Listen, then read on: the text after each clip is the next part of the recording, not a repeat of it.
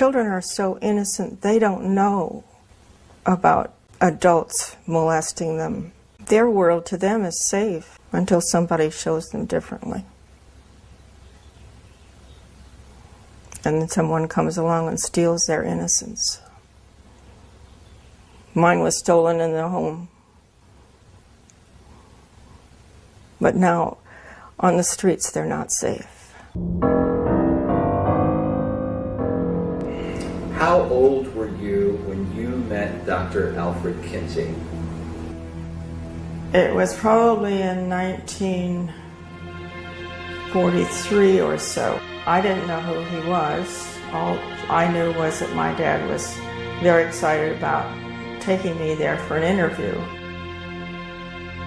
You ask, what would the American public say if they actually understood the background to what became the sexual revolution, a sexual psychopath? Do you ever remember your father molesting you with a stopwatch? Yes. If the American public knew that Kinsey worked with a Nazi pedophile and encouraged his rapes of children and possibly even and eventually the murder of this one little girl. You and I are going to be doing some experiments. This man was the singularly most important individual in the decriminalization of every single law that we had ever had that protected women and children.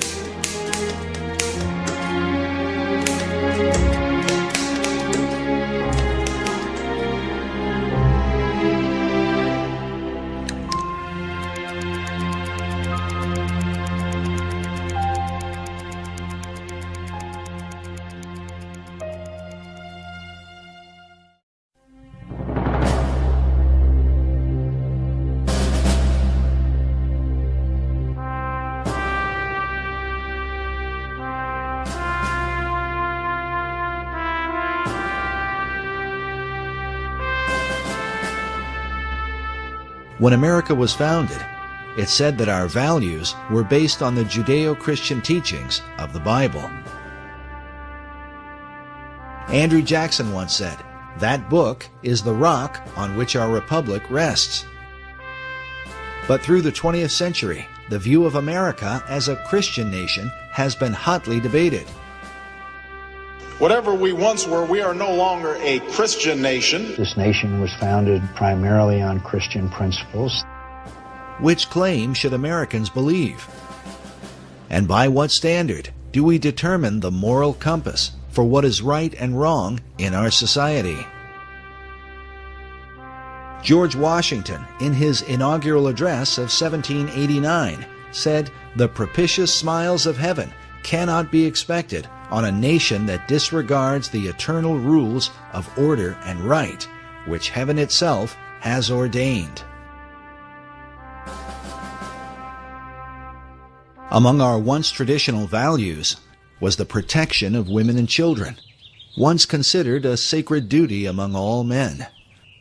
But now, under the guise of so-called liberty, the care of our most vulnerable has been compromised.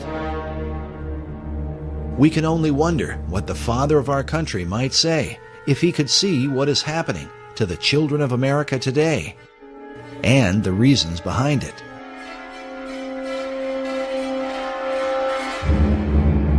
Many of America's children are disappearing. According to the Office of Juvenile Justice, a child goes missing every 40 seconds in the United States. While many of these children are recovered, it is estimated that more than 58,000 of them are abducted by non-family members each year. Parents are continually in fear for their child's safety, even in front of their own home.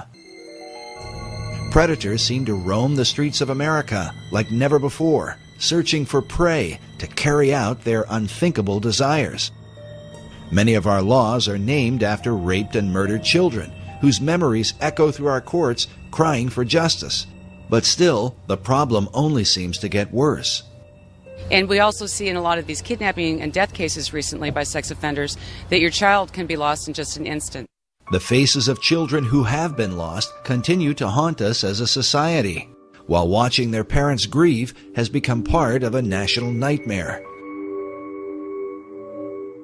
Meanwhile, the images of the sex offenders, the men responsible for these horrors, fills us with fear and loathing. And if a child survives their abuse, they often lead troubled lives, haunted by the memory of what they've endured.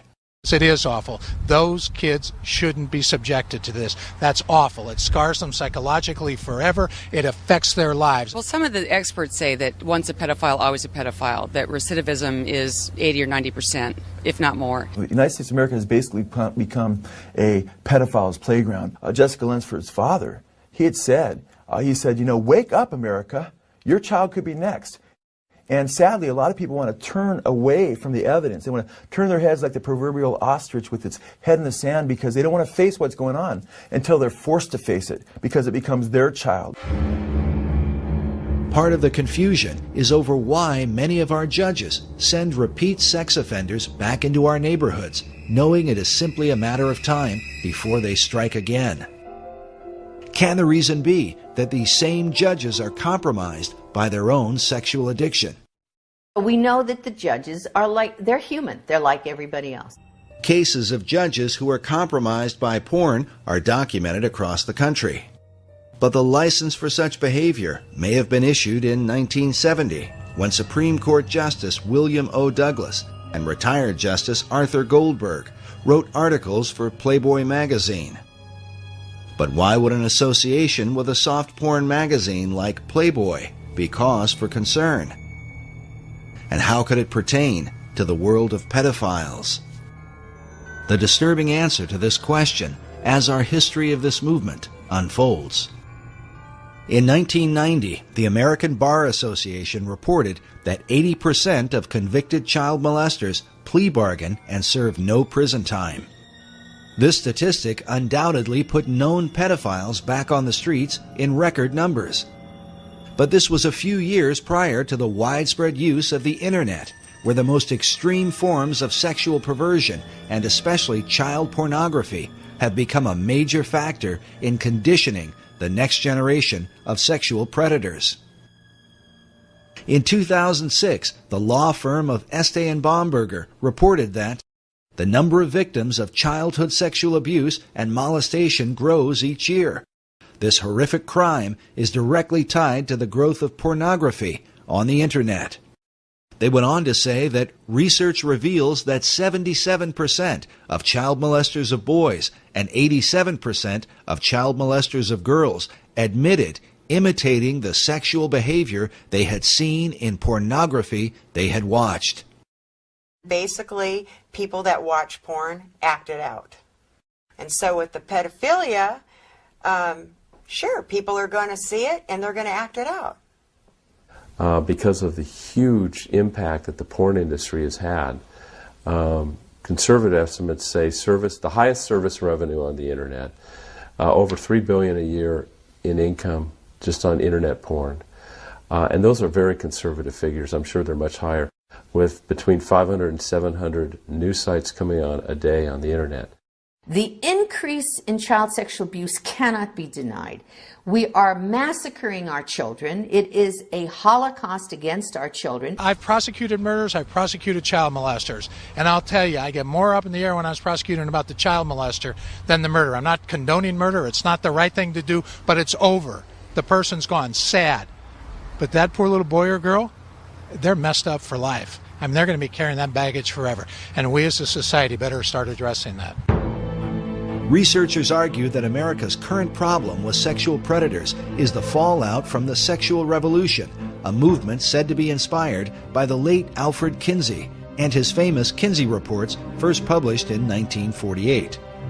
According to the conservative organization Human Events, the Kinsey Report is listed among the top 10 most harmful books of the 19th and 20th centuries. Number 1 on their list was the Communist Manifesto that inspired the deaths of more than 100 million people in the 20th century alone. Adolf Hitler's Mein Kampf that helped to bring about the Holocaust was listed at number 2. While the quotations from Chairman Mao, who founded Communist China, was number 3. At number 4, as the first American title on the list was the Kinsey Reports. Sexual behavior in the human male, followed by sexual behavior in the human female, which, when first released, was likened to dropping an atom bomb on American society. In 1989, a report from the National Research Council published a statement that American society can be divided into two categories, the pre-Kinsey and post-Kinsey eras.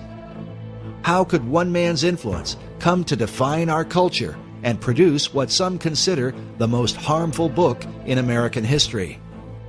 It would find its way into every aspect of our decision-making in our lives. Dr. Judith Reisman is renowned for her expertise on the damaging influence of pornography. She has testified repeatedly before the U.S. Congress. Her research has been used by the FBI and by governments throughout the Western world when determining their policies on obscenity. She is author of the book, Kinsey, Crimes and Consequences, in which she details the devastating impact of Alfred Kinsey in America, an influence she believes is behind the growing number of sexual predators who seem to come from all walks of life. Teachers, doctors, lawyers, judges, people are being caught right and left, sacrificing their lives and their families' lives to their addictions to child pornography. How do you think it happened? It did not start today. It started back with Kinsey, and who then kicked off what has become today's horror show. Child sexual abuse, rape, torture. People say, well, you can't track that all to Kinsey. Well, you can track enough of it to make an awfully frightening case. While Dr. Reisman's view may seem extreme, her evidence is disturbing, the results of which are so often reported in our nightly news. 35-year-old convicted sex offender Bradley Meinhardt was sentenced to just 1 to 3 years in prison for sexually assaulting a 12-year-old girl in East Penn, and the guy had a prior. Here's the suspect right here, Joseph Edward Duncan. He has a long history of sexual aggression. Here's Larry Don McQuaid, the 41-year-old former school bus driver who's confessed to sexually abusing more than 200 children. I was able to manipulate parents and children alike, that I was such a nice guy that I wouldn't do something as wrong and disgusting and as that. I consider myself a demon. It's too dangerous for me to be on the street. Should he be released? We tried to protest parole.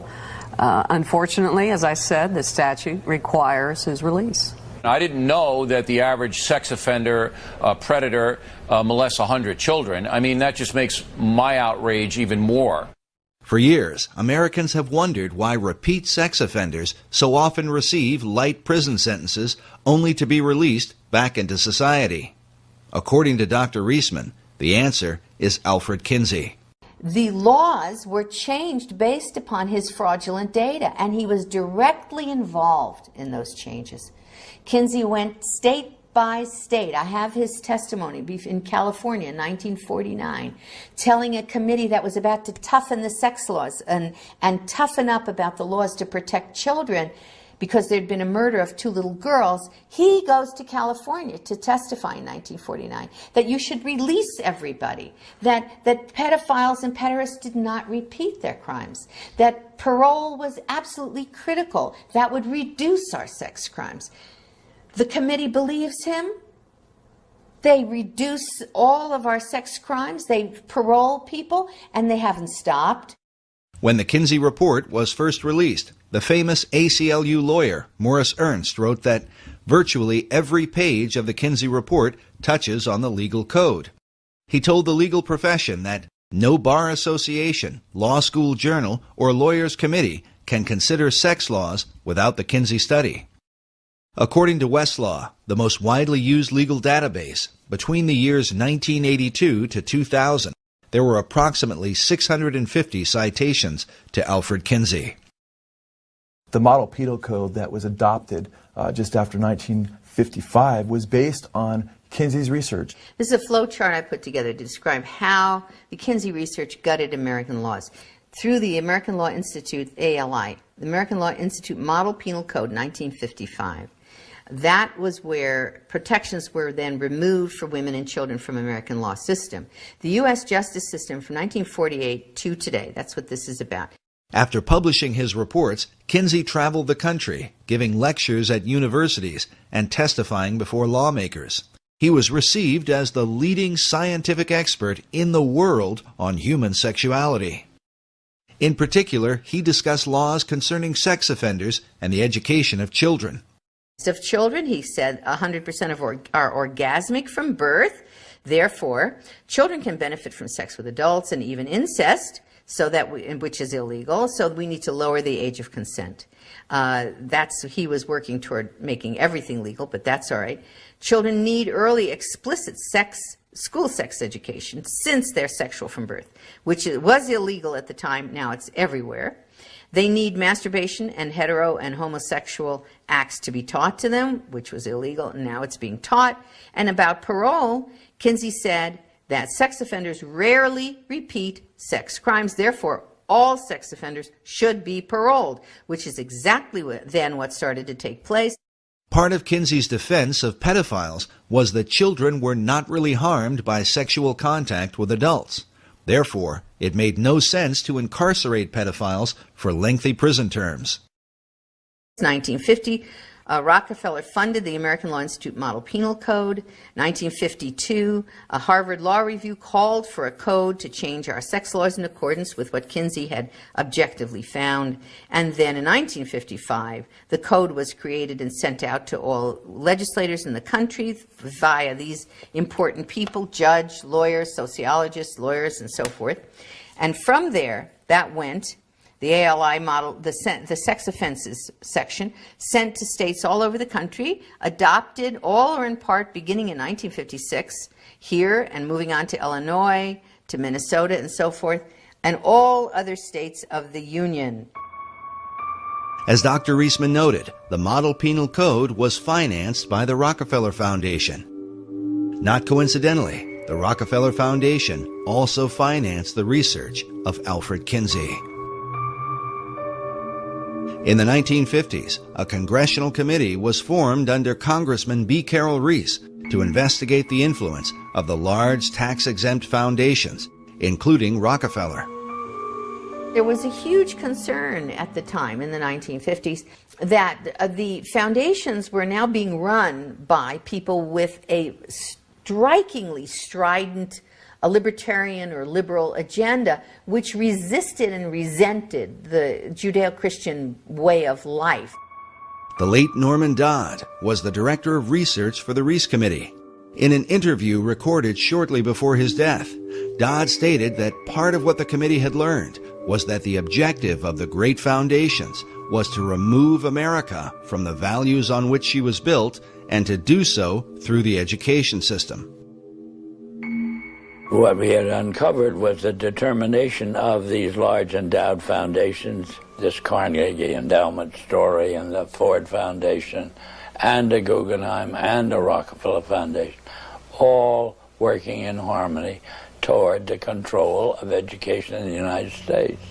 Dodd's testimony becomes an important issue when considering the direct impact of Kinsey's research on sex education in America.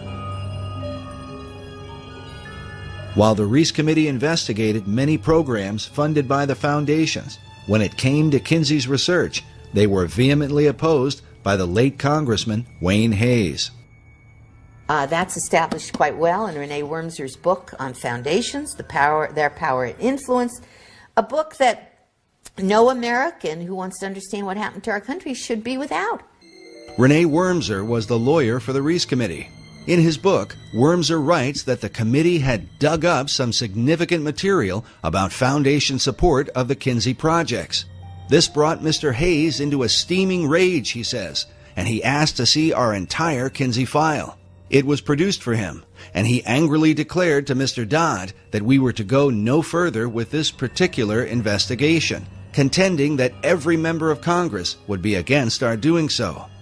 Mr. Hayes stated emphatically to Mr. Dodd that he would oppose any further appropriation to our committee unless the Kinsey investigation were dropped.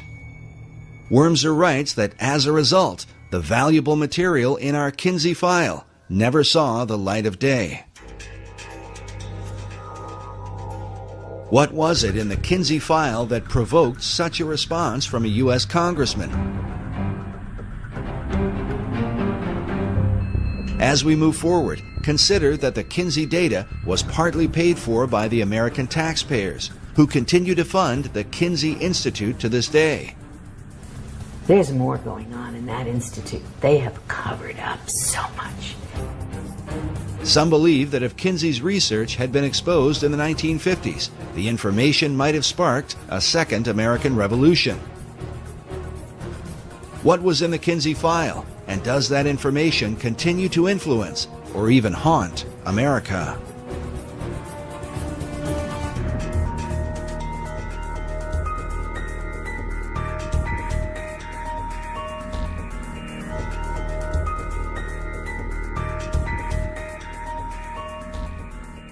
Through the 1930s and 40s, Alfred Kinsey conducted thousands of interviews with both men and women, taking, as he called it, their sexual histories. The purpose of his study was to discover the sexual behavior of the average man and woman in America at the time. Kinsey was a professor at the University of Indiana in Bloomington. Despite his Christian upbringing, he would come to reject the Judeo-Christian belief of his family in favor of Darwinian philosophy, accepting the idea that man is simply a more highly evolved animal. Kinsey, as a zoologist and biologist, considered, rightly, that humans are animals, although lots of people hate to admit that. Kinsey's expertise had been the study of the gall wasp. He spent years collecting and cataloging thousands of them. Noticing the countless differences in these insects, he concluded that such variations must also be true of human behavior. Upon interviewing thousands of volunteer subjects, Kinsey not only recorded data, but drew certain conclusions about the sexual behavior of men, women, and children. But was his research that of an objective scientist, or the intentional manipulation of a sexual deviant who wanted to remake the American male and female in his own image? Kinsey has legitimized the free sex revolution, and he did it through academia. But what's interesting, according to research that's been done on this gentleman, this guy was a pervert himself. Kinsey's critics claimed that his real motive was not science, but a social agenda to change the morality of America, something admitted by Kinsey biographer Jonathan Gathorne Hardy. It's abundantly clear as you go into it that there was a very large social agenda. He didn't just want a greater tolerance and sanity from understanding the facts of sex.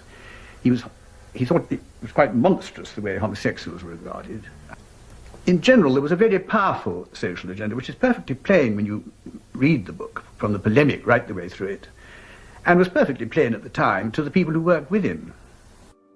When the Kinsey reports were published, they shocked the country, because the behavior that Kinsey described did not at all represent what most Americans believed about their own sexuality. Consider that Kinsey was documenting the behavior of the World War II era, those that Tom Brokaw called the greatest generation. Among Kinsey's more controversial claims is the idea that 10% of American men were fully homosexual for at least 3 years of their life, while 37% of American men had engaged in homosexual contact to the point of orgasm at least once in their lives. Later studies would place those numbers much lower, with only 1% of men in the U.S. claiming to be homosexual, while only 2 to 3% admitted to some kind of homosexual activity in their lifetime. Nevertheless, Kinsey's data was seized upon by men like Harry Hay, who read the Kinsey reports, left his wife and children, and went on to found the gay rights revolution that began in the 1960s. To this day, the gay rights movement is largely based on Kinsey's data. Kinsey also reported high levels of premarital sex, claiming that 69% of American men had visited prostitutes and that 50% of married men were guilty of adultery. Again, a later study done as early as 1960 by Phyllis and Eberhard Kronhausen would find that the levels of sexual promiscuity among males were much lower than Kinsey had reported. According to his fellow researchers, the reason for this dramatic difference is because Kinsey manipulated the data, including men from America's prisons, as part of the regular male population. He wrote that he found 1,300 to 1,400 sex offenders that he used as his normal male population. What? In addition to the convicted sex offenders, Kinsey included regular prisoners who were serving time for other offenses, along with 199 sexual psychopaths, all mixed together as part of the regular male population and presented to the American people as the average American male. In this interview for the documentary titled 1 in 10, listen as Paul Gebhardt, who was one of Kinsey's co-authors and a member of his original team, admits to the high percentage of prisoners and their impact on Kinsey's data. With these poorer, lower educational level samples. And when I say poorer, they had, for example, 55% were prison. 55% were prison.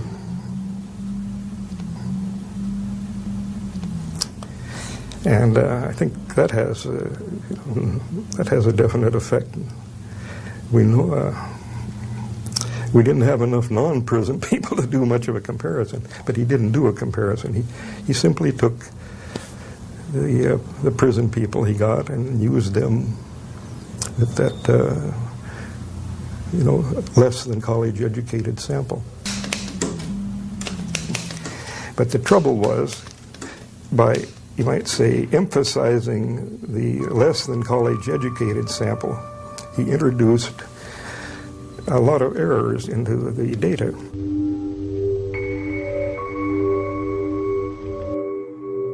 With America's prison population presented as the average male, is it any wonder that laws would be changed to accommodate sexual predators while failing to protect women and children?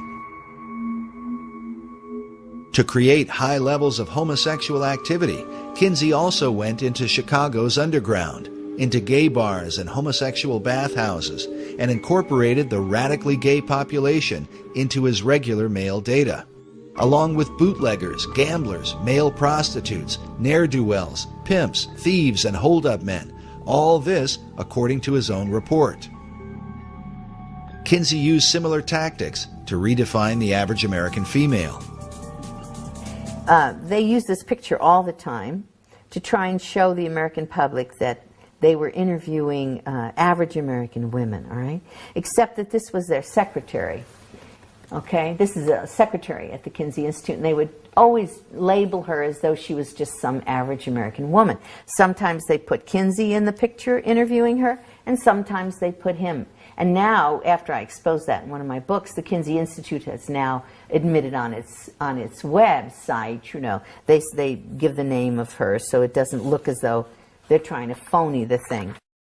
To create high levels of female promiscuity among American wives, Kinsey redefined married women to include any woman that had lived with a man for at least a year, a broad description that could include prostitutes who had lived with their pimps. In fact, prostitutes were a subculture that Kinsey specifically sought out, mixing them in with the regular female population.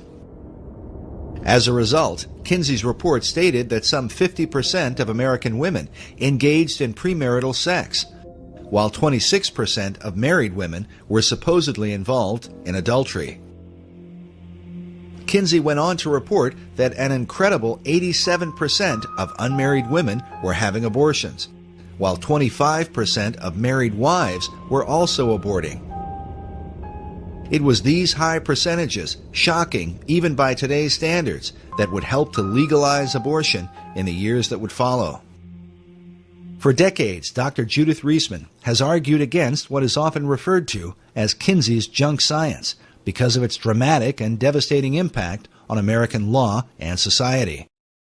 Corrections starts to enact all of this into corrections decisions. In the legal profession and law schools, now Kinsey would be taught as part of the legal structure via the American Law Institute Model Penal Code. That ferrets out into the private and public education, becomes our sex education, is in our American Law Review journals. It's found in parole through corrections, state and local, and criminal, civil, family, and juvenile justice. And expert witnesses then from the sex world begin to inform this whole structure.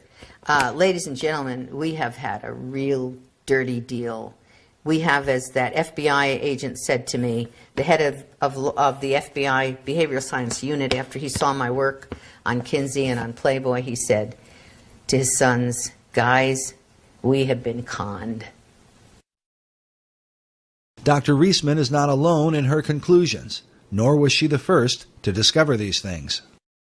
As Reese Committee lawyer Renee Wormser states in his book, the much-publicized Kinsey studies base an advocacy of criminal and social reform on the very unscientific material which Dr. Kinsey had collected. Wormser went on to cite psychiatric historian Albert Deutsch, who said of the Kinsey reports that so startling are its revelations, so contrary to what civilized man has been taught, that they would be unbelievable but for the impressive weight of the scientific agencies backing the survey. Wormser comments saying, "Note how impressive is the word scientific and how false."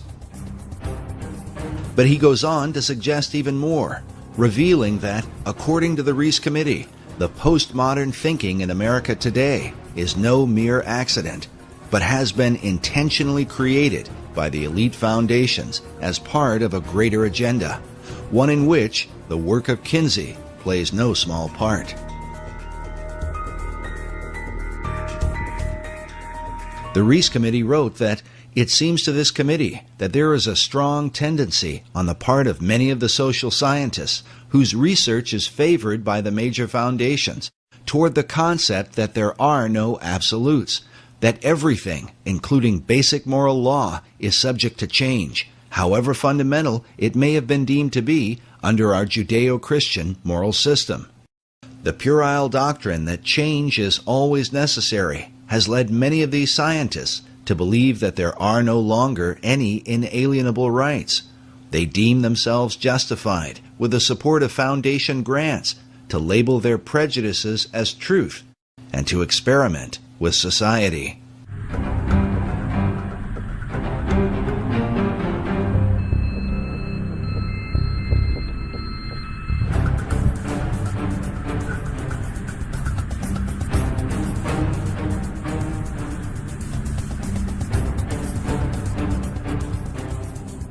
By far, the most disturbing evidence against the Kinsey reports is the information pertaining to the sexual behavior of children.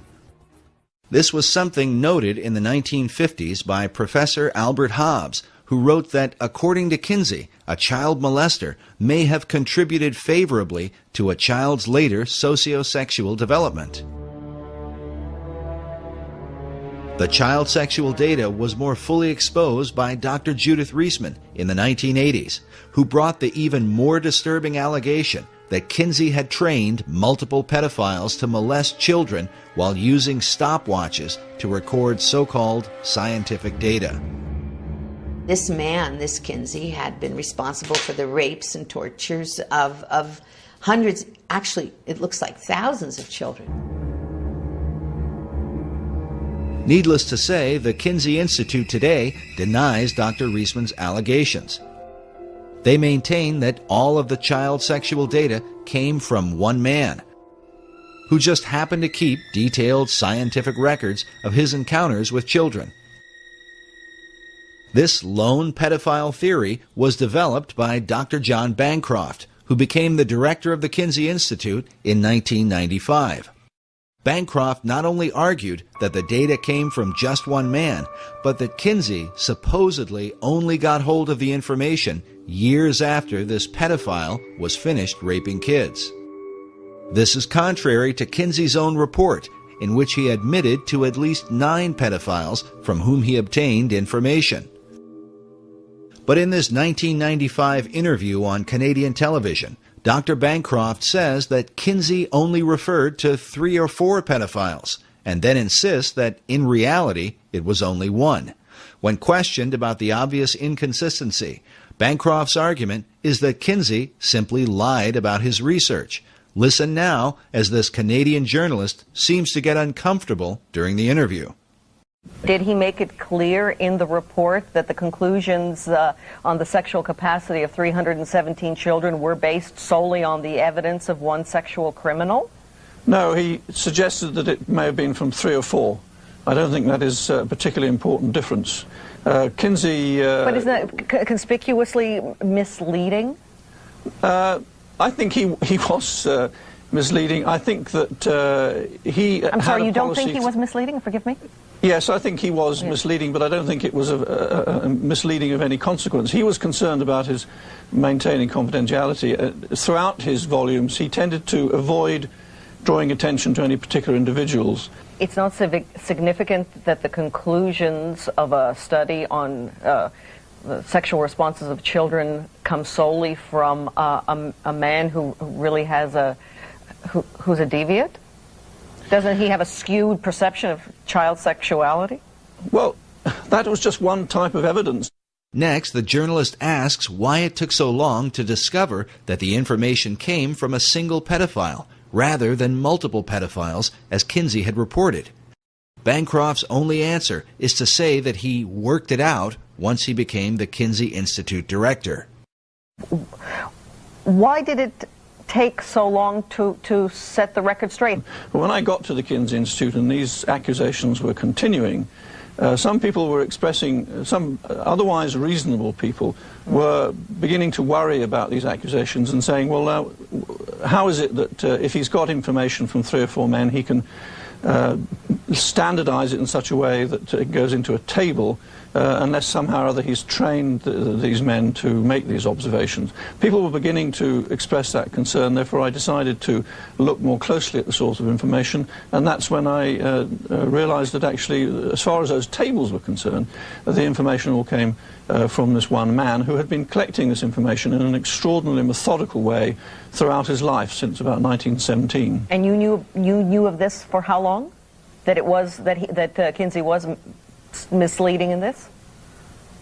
I worked out that there was one man involved soon after I came to the Kinsey Institute, and shortly after that we issued a press statement from Indiana University making this point clear. So, I'm sorry. That was at the beginning of September. What the criticism is also, and it's significant, is that Alfred Kinsey was guilty of academic dishonesty, and if the Institute if the Institute would have been more forthright, the people from the political and religious right wouldn't have the kind of ammunition that they now have to try to not only discredit Kinsey, but the teaching of sex education in schools. There is no reason to say that Kinsey has been dishonest. He probably had a good reason for obscuring whether it was 1 or 3 men. That is a minor detail. The minor detail of Kinsey's data may have had a major impact on America's children, especially when one considers that now, decades later, 1 in 4 teenage girls are currently infected with some kind of sexually transmitted disease. And according to the White House Office of National AIDS Policy, in the U.S., it is estimated that 2 young people aged 13 to 25 are infected with HIV each hour. Is this the devastating fruit of Kinsey's sexual revolution? Furthermore, should Americans trust information about child sexuality from child molesters who were raping kids? As Dr. Bancroft has admitted, Kinsey's pedophile data directly impacts sex education in America. The specific findings about these children are totally irrelevant to modern sex education. But where did Kinsey get his information? Did it really come from just one man? The allegedly lone pedophile that Bancroft and the Kinsey Institute point to was known as Mr. Green in Kinsey's research. His real name was Rex King, a man who kept written diaries in which he claimed to have molested more than 800 children. Like most pedophiles, King was never caught and never served a day in prison. The Kinsey Institute usually presents King as a man who simply kept meticulous records and mysteriously came into contact with Kinsey. This same idea was presented in the Hollywood film Kinsey, starring Liam Neeson. But what Kinsey supporters do not reveal is that Mr. Green had been personally trained by Kinsey's mentor, Dr. Robert Dickinson. Something admitted by Paul Gephardt in the 1998 British documentary, Kinsey's Pedophiles. Kinsey was told about Green by his own mentor in sex research, Dr. Robert Dickinson.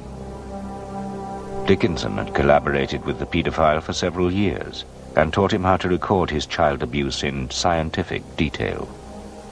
He told him how to measure things and time things and encouraged him to... he knew he was going to do his ordinary behavior anyway. Dickinson couldn't have stopped him from being a pedophile. But he said, at least you ought to, do something scientific about it, so it won't be just your jollies, it'll be something worthwhile to science. So he gave him some training by letter and correspondence.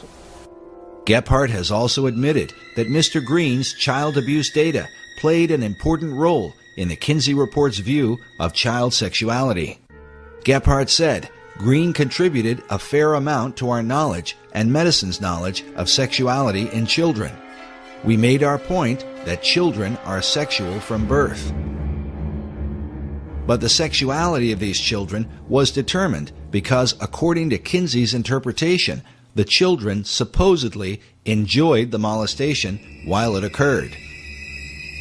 If we're talking here about science, you do not ask a rapist if his rape victim enjoyed the rape, and then translate that to the American public as science. Well, nobody minds being raped. They all enjoy it. We asked these experts, and the experts have told us. The experts were the rapists. Dr. Clarence Tripp, one of Kinsey's original team members, offered this comment on Green's molestation of children. Well, here's this man with hundreds of contacts. There was never a charge against him. He was never arrested for anything. All the children thought he was wonderful. All the mothers thought he was wonderful. There are two, I suppose, lest you get contradicted, there are two instances in which a young boy or girl, I guess it was, I don't remember, didn't complain. They agreed to the sexual contact, but then they found it very painful and yelled out when it actually took place. This was because they were very young and had small genitalia, and Green was a grown man with enormous genitalia, and there was a fit problem. The idea that the children enjoyed being molested by Mr. Green is shocking enough, but the suggestion becomes even more appalling with the testimony of Jonathan Gathorne Hardy, a Kinsey biographer who was one of the few people who have been allowed to view Kinsey's private records. Speaking about their practice of keeping files secret, Hardy said, "The Kinsey Institute is nervous people will read the journals. Rex King described having sex with this little girl, this little boy. I think the Kinsey Institute felt right-wing figures would pluck out things. I think they are right to keep them under cover. There are descriptions of King buggering boys nigh on 13 who doesn't enjoy it. I mean, it's quite sort of harsh stuff, some of it." But the most disturbing evidence comes from Kinsey's so-called scientific tables, wherein he describes the sexual responses of young children. When I was reading Kinsey's book in the first place, and I looked at the tables, table 30, 31, 32, 33, 34, and these were tables with ages of children on the left-hand side, and then orgasm in one panel, and timed orgasm, time of orgasm in the next one. In Kinsey's tables 31 through 34, he documented the timed orgasms of children as young as 2 months old, recording their responses down to the 10th of a second. The findings are so extreme that one child, a 4-year-old, is said to have had 26 orgasms within a 24-hour period. For Dr. Reisman, the obvious question was, where did Kinsey get such information? And I looked at those charts and graphs. I can't tell you how long it took me to try to process what I was seeing. I said, this is the torture of children. At the base of Table 31, Kinsey tells us that the data is based on actual observation of 317 males. Then on page 177 of the male volume, Kinsey writes, orgasm is in our records for a female babe of 4 months. But how would anyone recognize such a response in a young child? Kinsey wrote that among pre-adolescent boys and among younger females, orgasm is not so readily recognized, partly because of the lack of ejaculate. And so I said, what did this man, this Kinsey, call an orgasm? Right. I mean, it's an obvious question, isn't it? I mean, first of all, this was not possible, but second of all, what did he call? Well, I saw he documented it on page 160 and 161 in Kinsey's book, Sexual Behavior in the Human Male. He described specifically what he called an orgasm amongst these children. Kinsey defined orgasm for pre-adolescent children with the following description: a gradual and sometimes prolonged build-up to orgasm, which involves still more violent convulsions of the whole body, heavy breathing, groaning, sobbing, or more violent cries, sometimes with an abundance of tears, especially among younger children. And he said there were 6 categories. He called them 6 categories of orgasm, and he had category 1, 2, 3, 4, 5, and 6. And included in these categories of what he called an orgasm were screaming, writhing in pain, hysterics, especially among younger children. He put that in parentheses, especially among younger children, parentheses. He said that the children had convulsions. Those were his words. He said they fainted. He said they struck the partner. He called it the partner. This is the man who's raping the child. Okay. They struck the partner and tried to get away. And he said that those were all examples for him, of orgasm. Kinsey made it clear that this data was supplied by adult observers, who were defined as pedophiles by Kinsey's own team members, as you will hear later on. Kinsey wrote, some males suffer excruciating pain and may scream. The males in the present group, by which he meant pre-adolescent boys, become similarly hypersensitive before the arrival of actual orgasm, will fight away from the partner, and may make violent attempts to avoid climax, although, he said, they derive definite pleasure from the situation. Kinsey biographer James H. Jones was a 1998 Pulitzer Prize finalist for his biography on Kinsey. In the Yorkshire documentary, Jones had this to say about Kinsey's description of child orgasm. If you read those words, what he's talking about is kids who are screaming, kids who are protesting in every way they can the fact that their bodies, that their persons are being violated. At that point, reading that, I said, the only person who could write that would be, number one, a pedophile or a pederast, because these were boys. It was homosexual abuse of boys. And a sadomasochist. That is, the only human being in the world who could call an orgasm something that involved people throwing up, having convulsions, fainting, screaming, crying. The only person who could do that is someone who experienced that themselves. And that had to be a sadomasochist. And the only person who could apply their sadomasochism to an infant and a child would be a pederast, a rapist. And that's what Kinsey did in that book. Kinsey's own sadomasochistic tendencies have been documented by a number of biographers. James Jones revealed that Kinsey once climbed into a bathtub and circumcised himself with a pocket knife without the benefit of anesthesia. Another account of Kinsey's extreme self-abuse came about when his research was under investigation. Jones reports that after the Rockefeller Foundation withdrew his funding, Kinsey went to a basement, tied one end of a rope to an exposed ceiling pipe and the other end around his scrotum, then stood on a chair and jumped off. The abuse that he inflicted on his organs, on his sexual organs, were very directly identified in his death. That was orchitis. That was a serious inflammation and disease that he inflicted upon himself that was basically involved in his final death. Now, the attempt to claim that Kinsey died of a heart attack is a perfectly reasonable thing to try to do. It's kind of embarrassing to say that the father of the entire sexual revolution, who has trained all of our sex educators in the United States of America basically, died because he had so abused himself doing the activity that they tell everybody is okay, that he died of this terrible and very painful experience.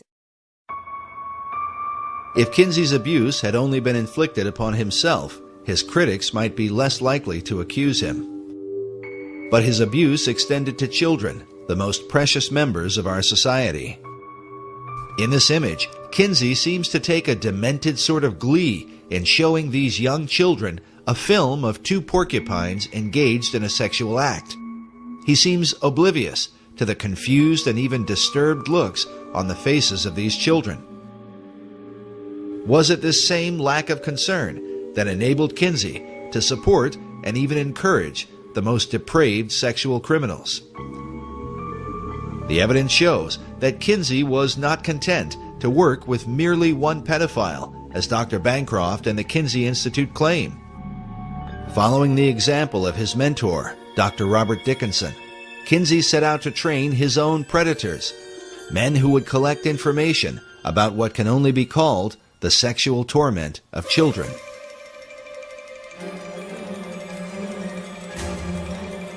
Dr. Clarence Tripp was Kinsey's photographer who filmed and photographed sex scenes in the attic of Kinsey's home in Bloomington, Indiana.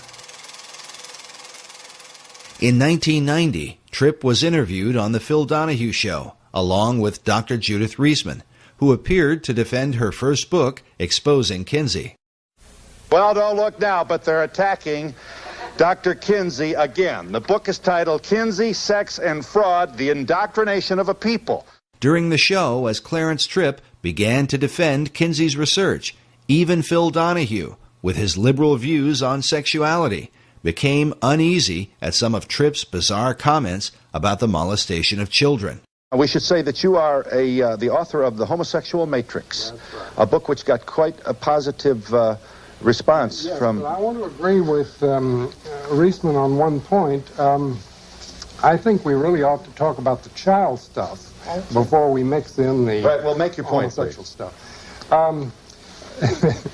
You know, we really shouldn't go too fast there. We want to savor that because it is wonderful. It's so delicious what she says. I want to draw you a picture of the image. The image is that the world-famous sex researchers, or Dr. Kinsey alone, it's not quite clear, are in a room and they hover over a young child, less than a year old, and with their fingers or a feather, that's not quite clear, they tickle the genitalia and bring this kid to orgasm, who is screaming and hollering and possibly held down by chains.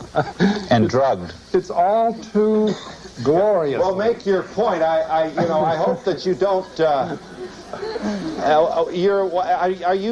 You're being sarcastic, but I want to make sure. I didn't mean to be sarcastic. You're saying this isn't true, that Dr. Kinsey or his colleagues did not. This is the man who was with me on Donahue saying, you got to stay with this. It's delicious what she says about what they were doing to the children. Dr. Reisman refused to go on Donahue unless he would agree to show Kinsey's tables, where the child sex abuse data is presented. Despite knowing about these tables, Donahue repeatedly insisted that no proof existed of child abuse in Kinsey's research. Nevertheless, he did show the data to his audience. Well, we're going to show. There. Now, what is the point? You what is tell your me point? what is the point. 5 months old. What is it? I can hardly read it. What's next to that? Number of orgasms. Oh, number of orgasms. 3. Go down to the 4-year-old. You see the 4-year-old there? Yeah. There, bottom one. Yes, 4-year-old 26 orgasms in 24 hours. Tell me, Phil. Tell me, Phil. Does a baby sleep? Tell me, Phil. Tell me, Phil. Does a baby sleep? Tell me if this is scientific. A baby sleeps for 8 hours? You tell me how you get 26 orgasms for 24 hours. We've got to be able to get a word in edgewise. Just a minute. Sounds like a guest for the Donahue Show. And you know what Gebhardt said to me? You know what Dr. Gebhardt said? He wrote me a letter, which I wish you had up there too, in which he said that oral and manual techniques were used on the children. Now, Phil, I'm going to say that once more. I'm going to say that once more. And if I'm wrong, let them sue me. He said oral and manual techniques were used on those children. The letter that Dr. Reisman refers to was written by Paul Gebhardt on March 11, 1981, in which he attempted to explain where the child sexual data came from. In this letter, he admits that multiple pedophiles were used in collecting information for the Kinsey reports. Gebhardt writes, "Since sexual experimentation with human infants and children is illegal, we have had to depend upon other sources. Some of these were parents. A few were nursery school owners or teachers. Others were homosexual males interested in older but still prepubertal children. One was a man who had numerous sexual contacts with male and female infants and children, and being of a scientific bent, kept detailed records of each encounter." Gebhardt went on to say that some of these sources have added to their written or verbal reports photographs, and in a few instances, cinema. The techniques involved were self-masturbation by the child, child-child sex play, and adult-child contacts, chiefly manual or oral. Gephardt's letter clearly refutes the lone pedophile theory of Dr. John Bancroft, but fits in perfectly with what Kinsey documented in sexual behavior in the human male. Gephardt's mention that photographs and cinema were sent to Kinsey also explains the discovery made by former Kinsey Institute director June Reinisch in 1984. This was Newsweek in '84 when June Reinisch said, that the Institute encourages visitors and so forth. And she says, what's her name? Reinisch says that she found a collection of child pornography so distasteful to Reinisch personally, she couldn't bear to look at it, all right? Now, she's not asking where that child pornography came from, right? But some of it was... Now, she found this at the Kinsey Institute, yes. Yeah, at the Kinsey Institute. And John Bancroft, who wrote about Kinsey and supported Kinsey for years before he was hired as the head of the Kinsey Institute, right? Who was supposed to be an expert on Kinsey, which was why he was hired by the Kinsey Institute, now suddenly claims that everybody knew all along that these children were being raped by one pedophile. Well, he's the expert on Kinsey. Why didn't he ever write about it before he got hired? Why did he have to go into the Kinsey Institute to look into it if it's all laying out there? He knew that it wasn't a couple of pedophiles, which he said at one point. It wasn't one pedophile, which he said at another point. Kinsey said it was 9 pedophiles. That's what he wrote. And it certainly would have been at least 9, because we now know from Yorkshire Television that Kinsey was working with a group of pedophiles. There was also a pedophile organization in this country. They cooperated with us, and some of them who were not, of course, not incarcerated, they came and gave us information. Dr. Reisman believes the pedophile organization mentioned by Gebhardt may have been the nucleus for what would become NAMBLA, the North American Man-Boy Love Association. While child molestation is a crime in any circumstance, the members of NAMBLA claim that their intentions are out of love for the children they molest. Yet this cover of a NAMBLA bulletin, which they called their back-to-school issue, paints quite a different picture. It shows a frightened boy cornered by 2 adult men who are about to force him into sexual contact, and is more consistent with the information found in the Kinsey reports, that children are in fact being raped and tormented by the pedophiles who prey upon them. To this day, NAMBLA looks to Alfred Kinsey as their inspiration, saying that gay liberationists in general and boy lovers in particular, should know Kinsey's work and hold it dear. Implicit in Kinsey is the struggle we fight today. Well, there's a huge connection between Alfred Kinsey and NAMBLA. In fact, NAMBLA has relied upon Kinsey's research for years. Kinsey tried to make pedophilia seem acceptable. Kinsey's argument was that it was society's reaction to pedophiles that caused the real trauma of child molestation. Members of NAMBLA will often refer to this quote from Sexual Behavior in the Human Female, where Kinsey wrote that, "When children are constantly warned by parents and teachers against contacts with adults, they are ready to become hysterical as soon as any older person approaches, or stops and speaks to them in the street, or fondles them." Some of the more experienced students of juvenile problems have come to believe that the emotional reactions of the parents, police officers, and other adults who discover that the child has had such a contact may disturb the child more seriously than the sexual contacts themselves. The current hysteria over sex offenders may very well have serious effects on the ability of many of these children to work out sexual adjustments some years later. In Kinsey's view, a lot of sex crime was really not crime at all. He seemed to worship sexual experience. I mean, he had a 24/7 obsession with sex long before he attained the position at Indiana University. So for him, all forms of sexual experience, to one degree or another, could have merit that were outside the pale of traditional morality. Many researchers have come to believe that it was this philosophy that allowed Kinsey and his team to communicate with active child molesters and even train them to record their abuse in a scientific manner. While the Kinsey Institute continues to deny this, further evidence is found from the testimony of Dr. Clarence Tripp on The Phil Donahue Show. Listen carefully as Tripp confirms that there were multiple pedophiles, not just one, and says that they were trained observers that used stopwatches. I'm going to say that once more, and if I'm wrong, let them sue me. He said oral and manual techniques were used on those children. Yeah, what American is going to defend that? How does C.A. Tripp respond to that? She's talking about data that came from pedophiles, that he would listen to only pedophiles who were very careful, used stopwatches, knew how to record their things, did careful surveys. And these she resents very much, but they're very important. So he interviewed people who were known criminals. I assume, were they in prison at the time? Oh, certainly not. But they were, in her sense, criminals because they were pedophiles. But they were trained observers. Oh, in her sense, they were criminals because they were pedophiles. They're raping children and they're not criminals. You're going to defend Nobody that. was raping children. What they were doing... What do you call sexually, manually, and orally abusing a baby, and you're a bloody pedophile? We also have an interview that was a phone interview that I have a copy of.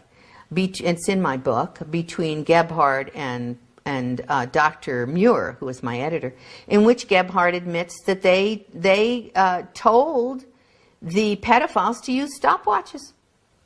The interview Dr. Reisman refers to took place on November 2nd, 1992, between Dr. Gordon Muir and Paul Gebhard.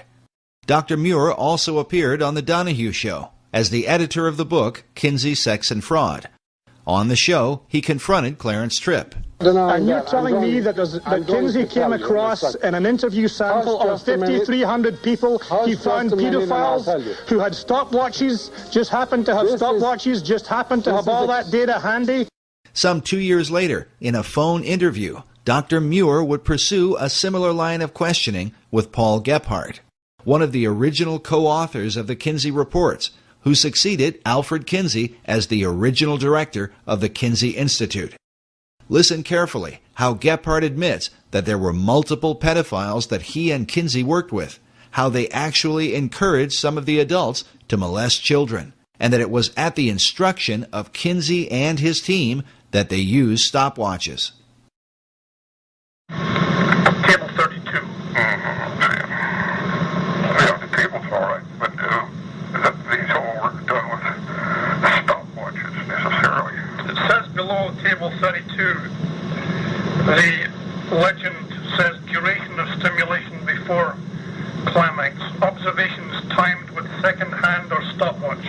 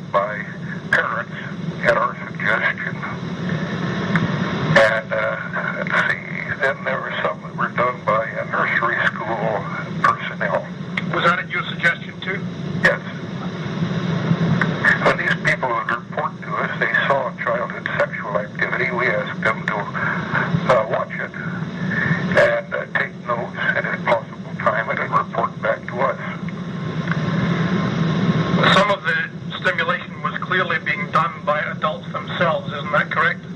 Yes, that was the pedophiles. Or it was particularly one man, but there were several pedophiles that gave us data. But since they were all doing the same thing and reporting on the same thing and taking the same measurements, it looks like it was organized ahead of time. Is that right? No. No, we just simply asked anyone who had any data on childhood sexuality to tell us about it. Well, what about the cases then, which it says in the book, some of them were followed up for several years to make sure that true orgasm was involved. That looks like prospective planning there. No, but not on our part. You mean pedophiles just took it upon themselves to do follow-up experiments to find out if true orgasms were involved? No. We had some... Try this again. At this stage of the interview, Gebhardt engages in a bit of wordplay, but listen carefully as Dr. Muir gets to the point with him. Once we ask people about giving us their observations, we would ask them later, too. In other words, if there were some pedophiles who reported their data to us, and if they got in contact with us later, we would then ask them more about it. We follow up on by re-interviewing people occasionally. We call them retakes. I think that's mentioned. Right, it is. But I mean, what I'm trying to get at was, this sounds like it was a little bit of prospective planning here. No. We did not plan and organize any Masters and Johnson-type experiments with children, period. Never did. So, do pedophiles normally go around with stopwatches? They do if we tell them that we're interested in it. But this isn't a plan on our part. They do if we tell them that we're interested in it.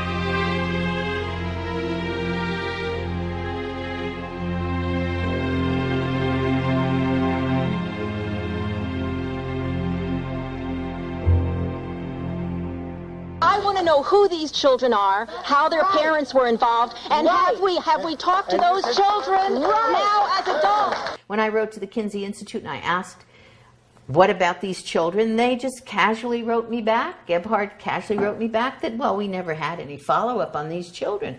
It was too expensive, he said, or just impossible. What does he mean there's never been a follow-up? You just talked about men who are raping children, at least 317 children. Now we're looking at, it comes up to maybe 2,035 at minimum, probably. The youngest 2 months of age, and you call yourselves, quote-unquote, scientists, and you've never even followed up. That's a lie. There's got to be some information, and if it was good information, if they had found out that these children were completely unharmed, lived fine lives, we would know about it. They would have passed that information on to us so fast. Many of the children abused by Kinsey's pedophiles probably had no idea that they were part of a government-sponsored study. Most likely living out their lives in suffering and confusion about what had happened to them. But when the Family Research Council released its documentary, The Children of Table 34, the haunting image of a stopwatch sparked the memory of a woman who calls herself Esther White. My grandfather molested me when I was around 4. And he never did again. But he went to Indiana University to get his teaching certificate. And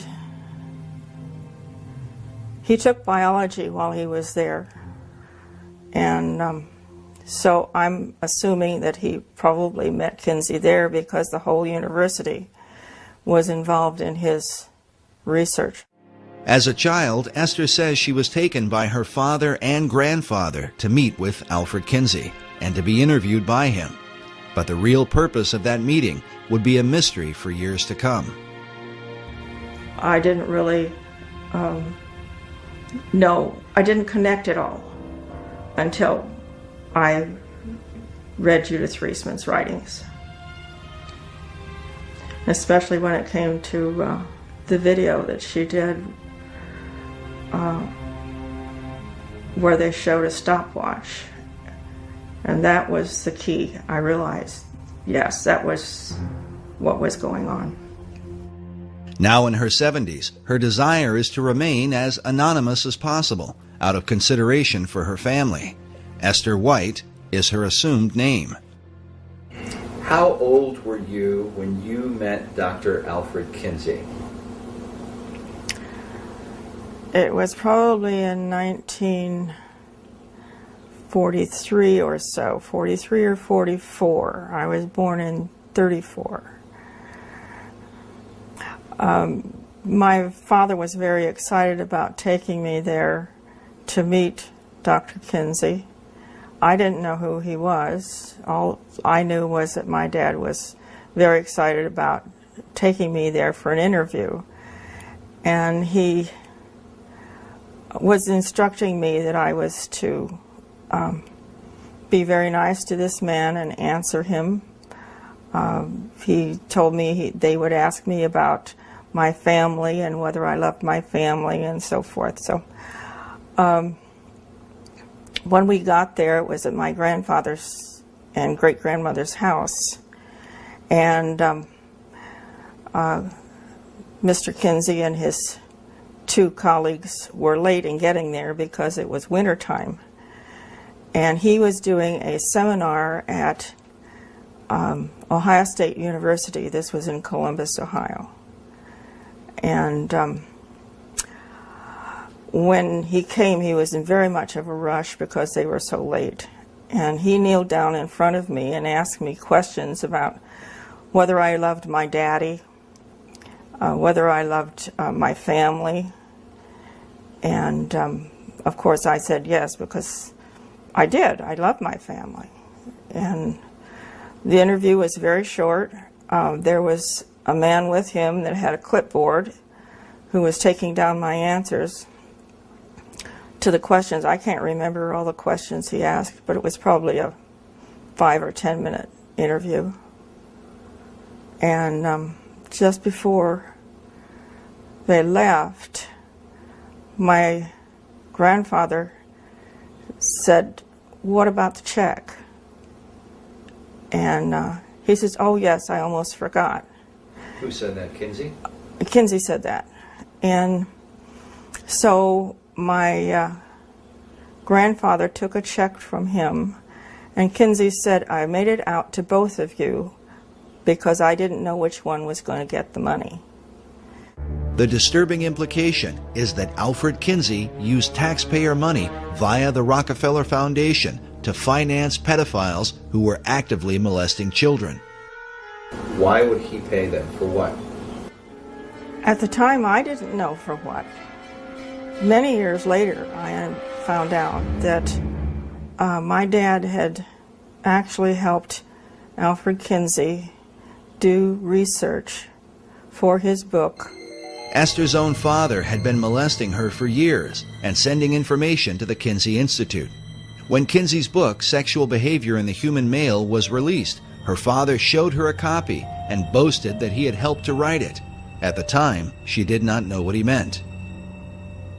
He gave me a copy of the book in 1947, but it was a pre-edition signed by somebody, autographed by somebody, and I don't remember who. But my father gave me the book and said that he helped Alfred Kinsey research on the book, and that it was going to change the way the world looked at sexuality.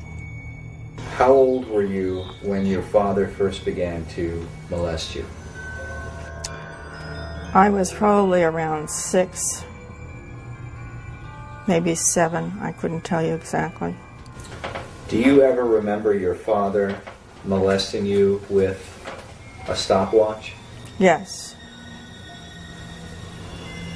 And then would he record information?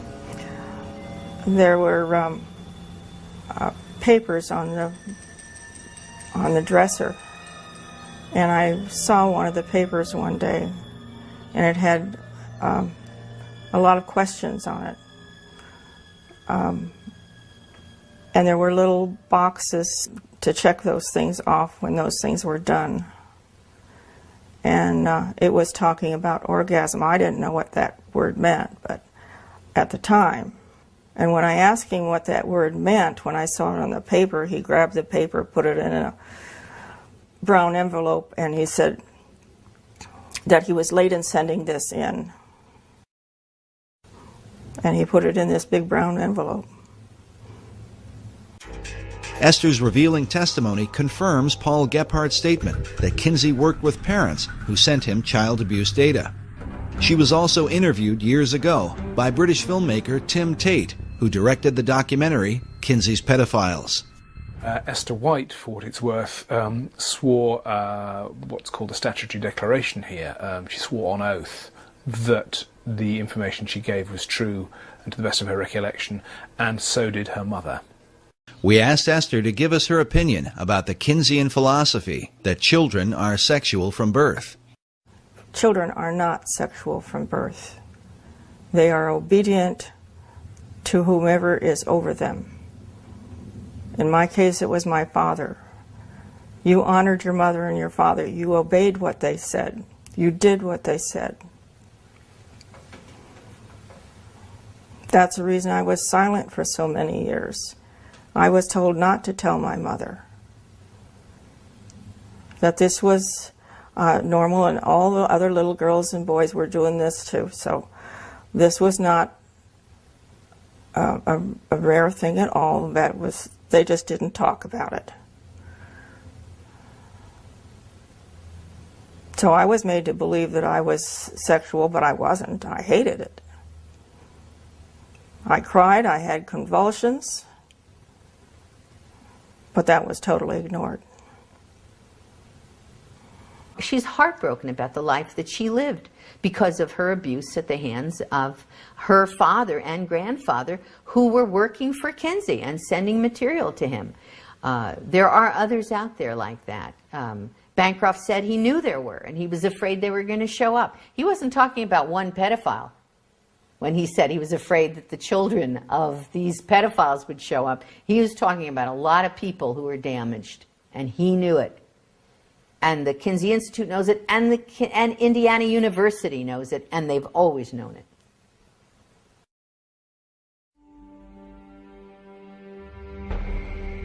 Kinsey would have done business with the devil if it helped the research, and this is true.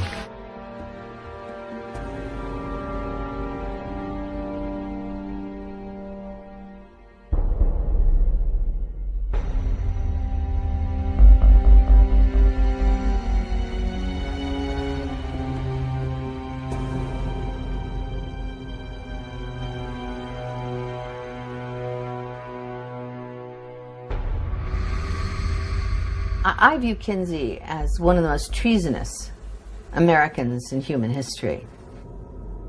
The charge of treason might sound a bit extreme, but the evidence shows that Kinsey's desire to document the most depraved sexual behavior led him to work with a man who seemed to personify evil itself, a Nazi pedophile named Dr. Fritz von Balusek.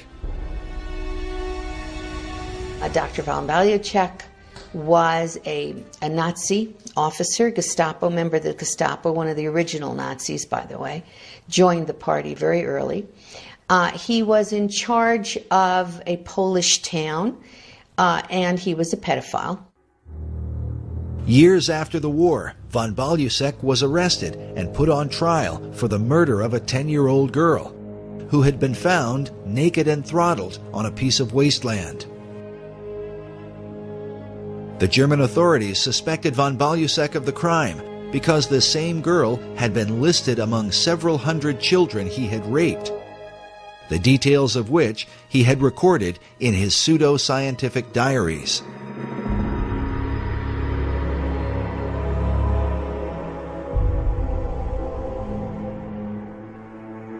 The German newspapers called him the most important pedophile in the criminal history of Berlin. During the war, von Balusek used his authority as a Nazi officer to fulfill his pedophile desires. The full number of children he abused and ultimately murdered is still unknown.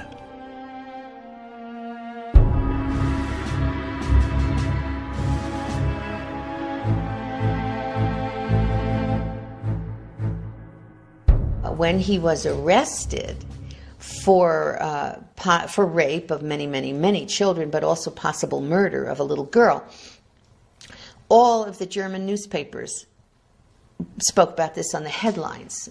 It was in the headlines of every newspaper in Germany.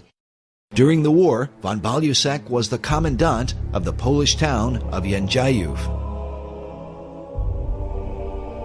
There he threatened the children with certain death if they refused his sexual desires. What he recorded in his diaries of how he treated these children was so criminal that during his trial, the judge cried out, quote, "This is no longer human."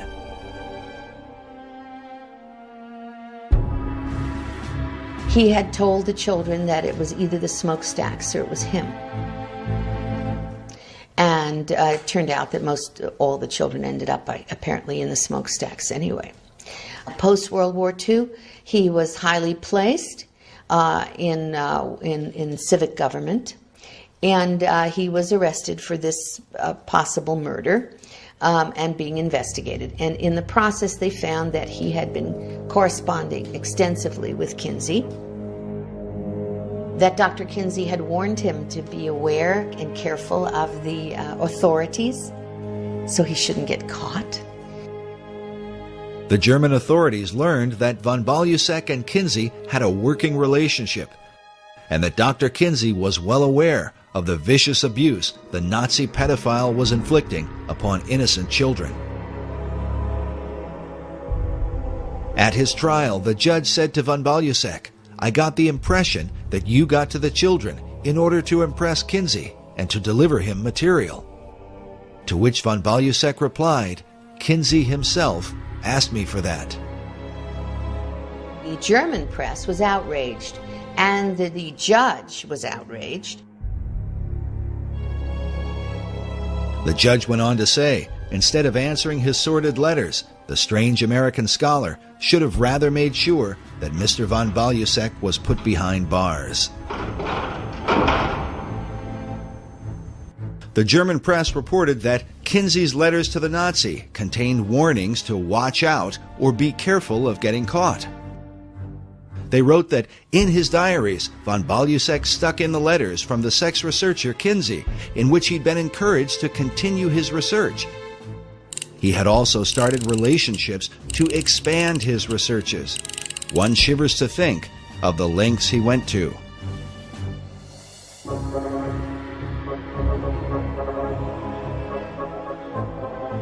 At some point, the German authorities tried to get hold of information on von Balusek from the Kinsey Institute. The Kinsey Institute, even though they knew they were dealing with a Nazi and a paedophile, when the German authorities wanted, for the purposes of this murder investigation, wanted to get hold of that information, the Kinsey Institute refused, and Gebhardt said to me, and indeed on camera, that they would have destroyed any evidence before they handed it over to the police. Paul Gebhardt said of this event that the FBI put pressure on Kinsey to reveal the guy's sexual diary. But Kinsey said, absolutely not. Gebhardt went on to say, the poor pedophile had his reputation destroyed, finally quit corresponding with us.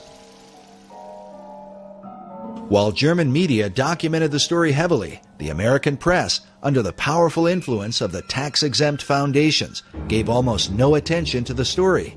even though Kinsey's research, which had turned the country upside down, was almost certainly based in part on the sexual abuse done by a Nazi pedophile during the Second World War.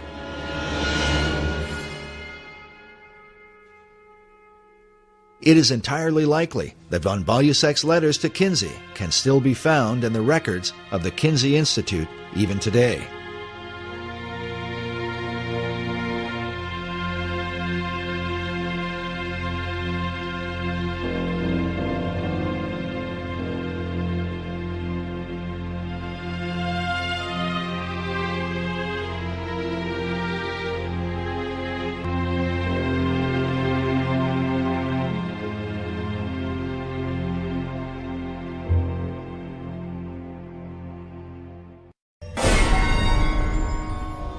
Kinsey's willingness to work with the devil at one point seemed to take on a very literal meaning.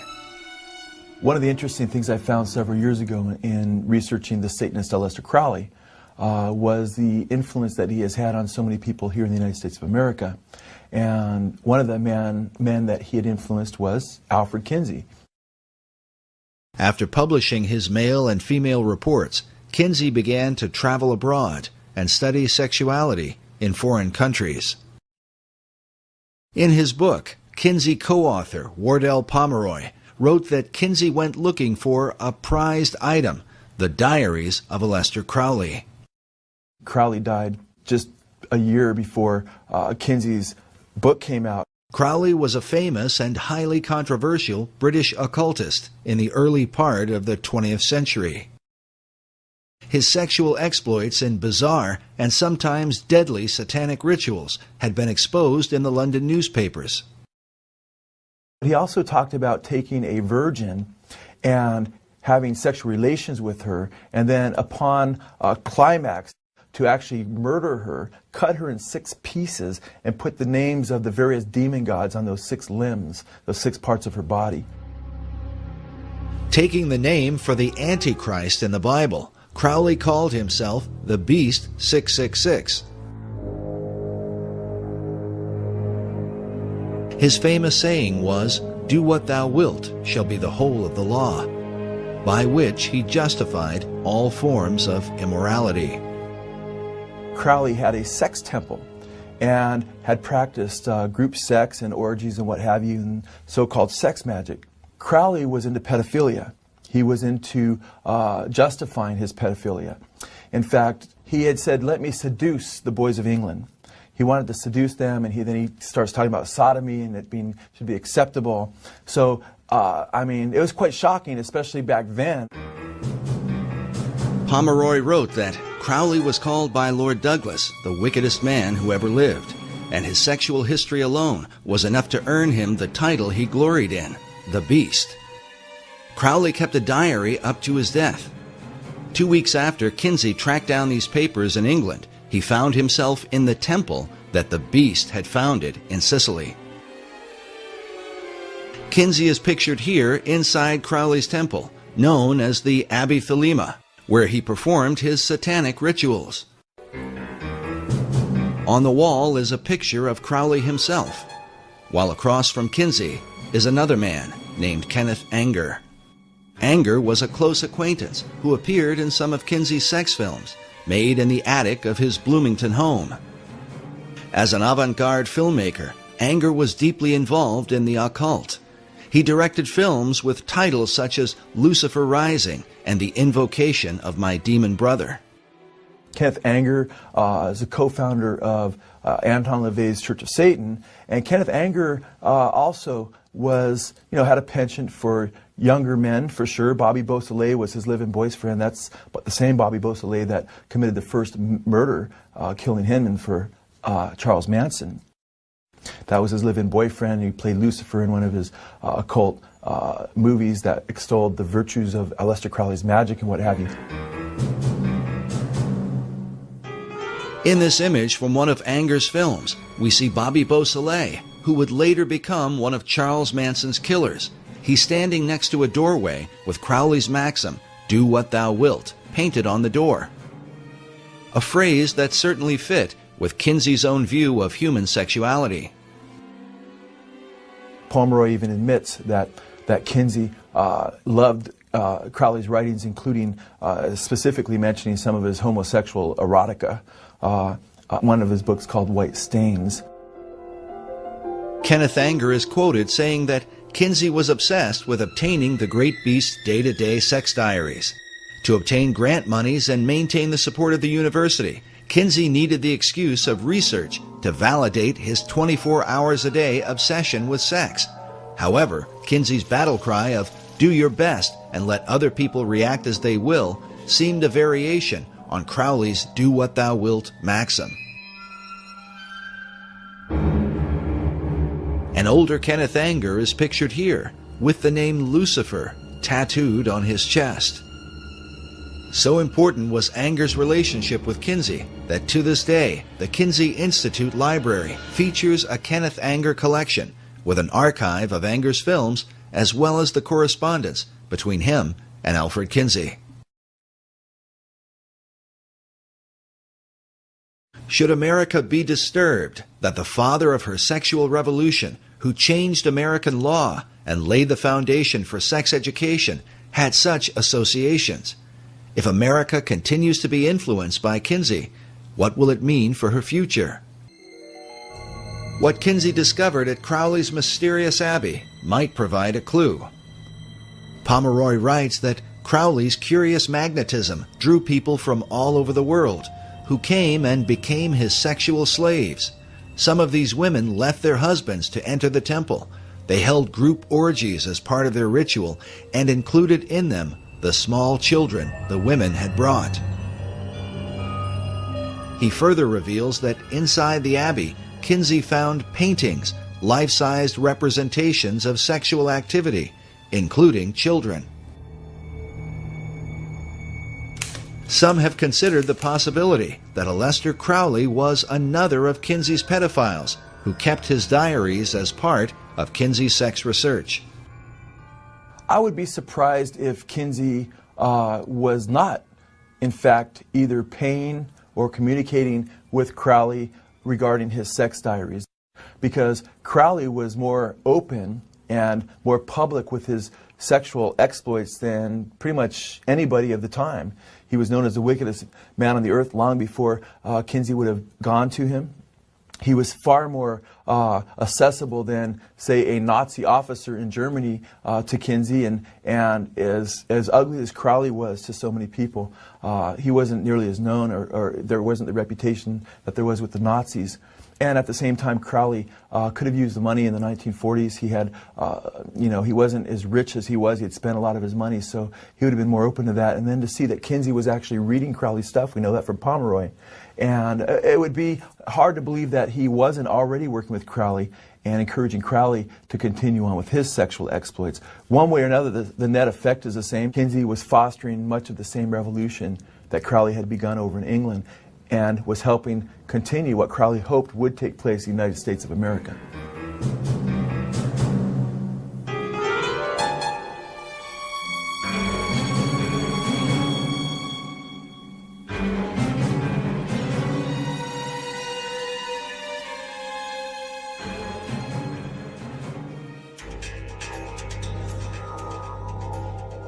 Mass media seems to have always been on the side of Kinsey and his philosophy. A philosophy carried out by Hugh Hefner in 1953 when he launched Playboy magazine. That same year, Kinsey released his K-Bomb, Sexual Behavior in the Human Female, the second book in his report on human sexuality. Hefner made an immediate association between his soft porn magazine and Kinsey's research. I referred to it in the first introduction to the first issue and called it the other great book that was coming out in 1953. Max Lerner, the historian and a good friend of mine, said that Kinsey was the researcher and I was the pamphleteer. And it's an interesting way of looking at it. I certainly do think that in a very real way, the sexual revolution began in 1953, with the second book and the beginning of Playboy. Hugh Hefner had been under the influence of Kinseyan philosophy since the release of the male volume in 1948. He had even written about it in a college publication years before he started Playboy magazine. Half a century later, in Playboy's 50th anniversary issue, Hefner paid special tribute to Alfred Kinsey, celebrating the man who had helped him launch the sexual revolution. But Playboy represented more than just nude photos of the girl next door. According to Hefner, the magazine was, quote, a statement of rebellion without question. The first official Playboy playmate was named Janet Pilgrim, directly intended to mock America's Puritan heritage. In time, Hefner would publish the Playboy philosophy, a new morality for the post-Kinsey era. Just as Kinsey had gone all over the country, preaching the message of sexual reform, Hefner followed his example, giving speeches, appearing on talk shows, and speaking in public forums as the pamphleteer for Kinsey's sexual revolution. So what you're saying, Mr. Hefner, is that we should encourage premarital sexual relations? I think that we should encourage the notion that sex can be right and proper in marriage or out of marriage. In time, Hefner set up the Playboy Foundation, which became, quote, one of the major sources of income for the Kinsey Institute. But was Hefner's sexual revolution simply about giving consenting adults the right to alternative lifestyles? Or was there a hidden agenda within the pages of Playboy, one that would further the child sexual abuse also found in the Kinsey reports?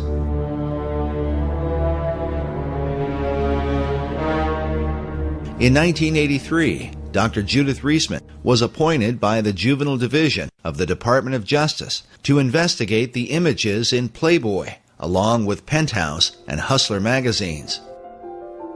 The reason for the study was due to the rise of violent sex crimes committed by young adults against even younger children. Those who were committing these crimes were often found to have copies of Playboy and Penthouse magazines in their possession. But what could be in these magazines, often thought to be harmless, that would compel young teenage boys to commit violent sex crimes against other children?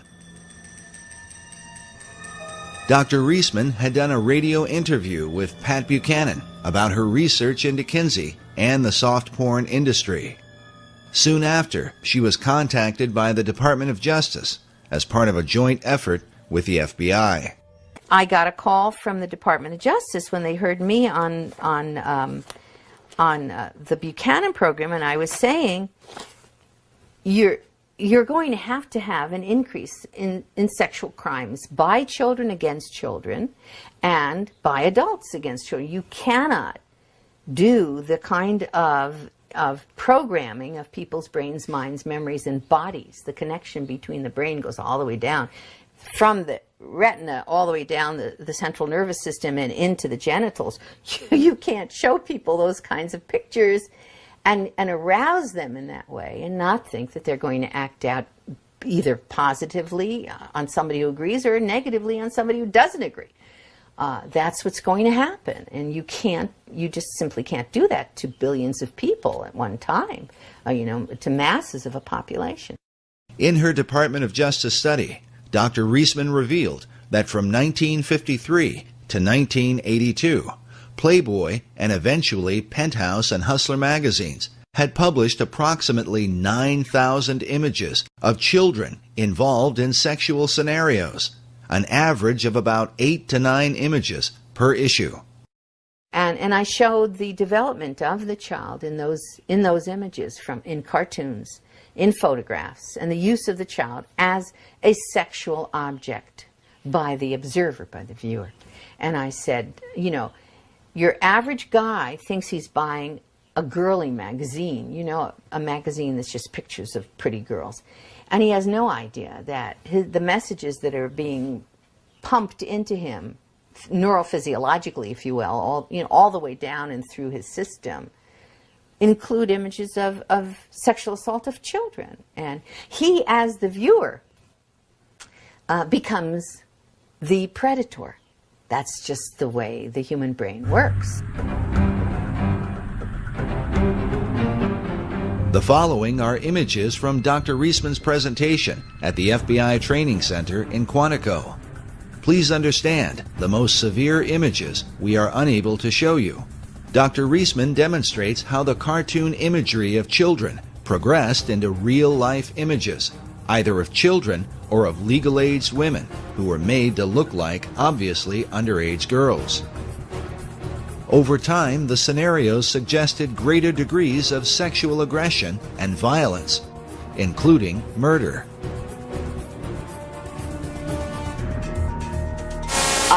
That cartoon says, can you read it? Well, anyway, it says, thank you, good night, Betty Lou, thanks for a really swell evening. Now here, we do see the penis. One of the few cartoons that we have, the male penis. Of course, it appears that the gentleman has murdered Betty Lou. She's tied up in one of these leaf bags.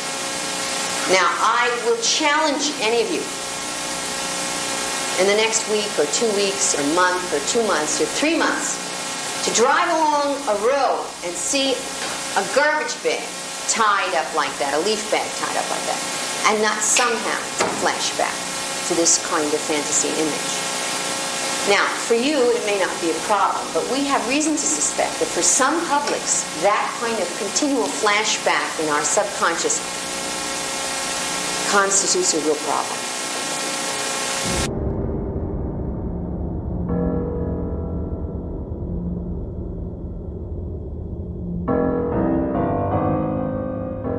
Dr. Reisman believes that millions of American men have been conditioned for decades by such imagery, often struggling with an addiction that they don't understand and cannot escape. The addiction to porn has now been handed down to America's children, giving their young minds a perverse view of reality and of the relationships between men and women.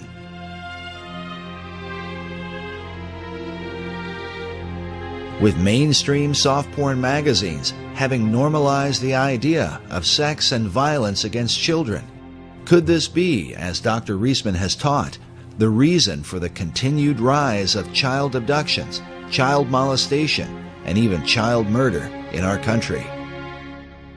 And are these materials, which are often defended under the First Amendment, the real liberty that America's founding fathers fought and died for? Something recently read on I think Fox News. You know, one of the newscasters there has got a blurb or an article right now on the internet. You know, are our children safe? Is this ever going to end? And I know for a fact it will not end, and it is only going to get worse unless something is done about pornography. The most damaging kinds of pornography are those that involve violence and sexual violence, because the wedding of those two forces, as I know only too well, brings about behavior that is just too terrible to describe. After seeing her presentation at their training center at Quantico, the FBI ordered all copies of Playboy and Penthouse magazines to be removed from the FBI post-exchange. A similar reaction occurred with the Southland 7-Eleven Corporation, which had been a major distributor of Playboy and Penthouse. But in 1986, after seeing Dr. Reisman's presentation, the 7-Eleven chain refused to carry the publications, costing the soft porn giants untold millions in annual revenue. Dr. Reisman herself describes what the FBI and 7-Eleven were really responding to. That what they were getting in their house, what their sons were seeing, what the uncles were seeing, what the boyfriends were seeing, was how to sexually abuse a child and laugh about it. During World War II, the Nazis used cartoons to condition the minds of Germans against the Jewish people, creating an exaggerated and comical identity that ultimately led to their persecution and mass murder. Dr. Reisman believes a similar kind of conditioning has happened through the use of cartoon imagery that depict the rape and abuse of children. Children are being sexually assaulted, they're being trampled on, they're being kidnapped, they're being murdered And I have all of those kinds of cartoons. Some of the following cartoons are disturbing, such as this image from Playboy of an infant child masturbating with a title that reads, "Getting Off." Not surprisingly, the cartoon supports the Kinseyan view that children are sexual from birth. Children are often shown to be the aggressors, as in this image of a small child speaking to an older man with a candy cane. The caption reads, "No thank you, nice man. I don't want to go for a ride in your car. Why don't we just go up to my place and BALL?" This image from Penthouse has 3 young girls in conversation. The one with the candy cane says, "Yeah, and he gives you one of these just for straight sex, no deviations." This Playboy image is of a young girl putting her dress back on. She says to the older man in the bathrobe, "You call that being molested?" In this scene, a young girl is in bed with an older man. On the phone she says, "Hello, Mommy. I met this nice political leader from the moral majority on Capitol Hill." Incest is another prominent theme of the magazines. This Playboy image shows a young girl in bed with an obviously older man. The caption reads, "Everything's fine, Mama. Uncle William and I are playing a game called Consequences." This cartoon from Hustler magazine is of a father molesting his high school daughter.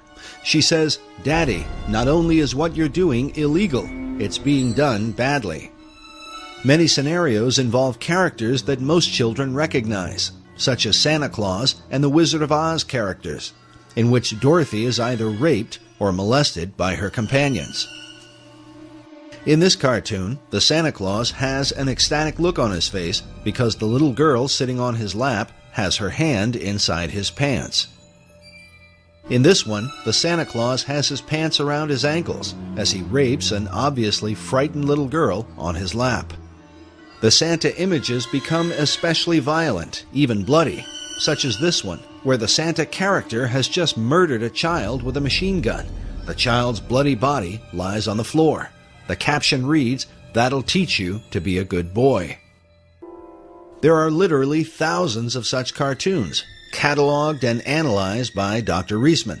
These images have been published by the soft porn industry for more than half a century.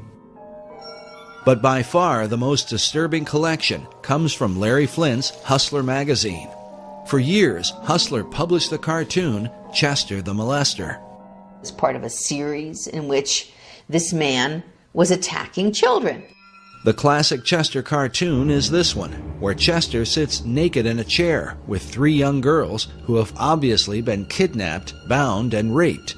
The caption coming from the TV reads, "It is 11 o'clock. Do you know where your children are?"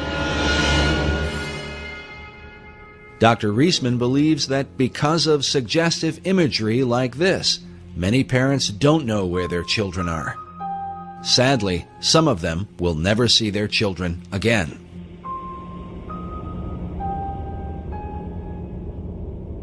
Chester the Molester was the invention of Hustler's head cartoonist, Dwayne Tinsley, shown here in the 1985 documentary, Rated X, where he explains the character of Chester. And Chester's the character that I do for the magazine.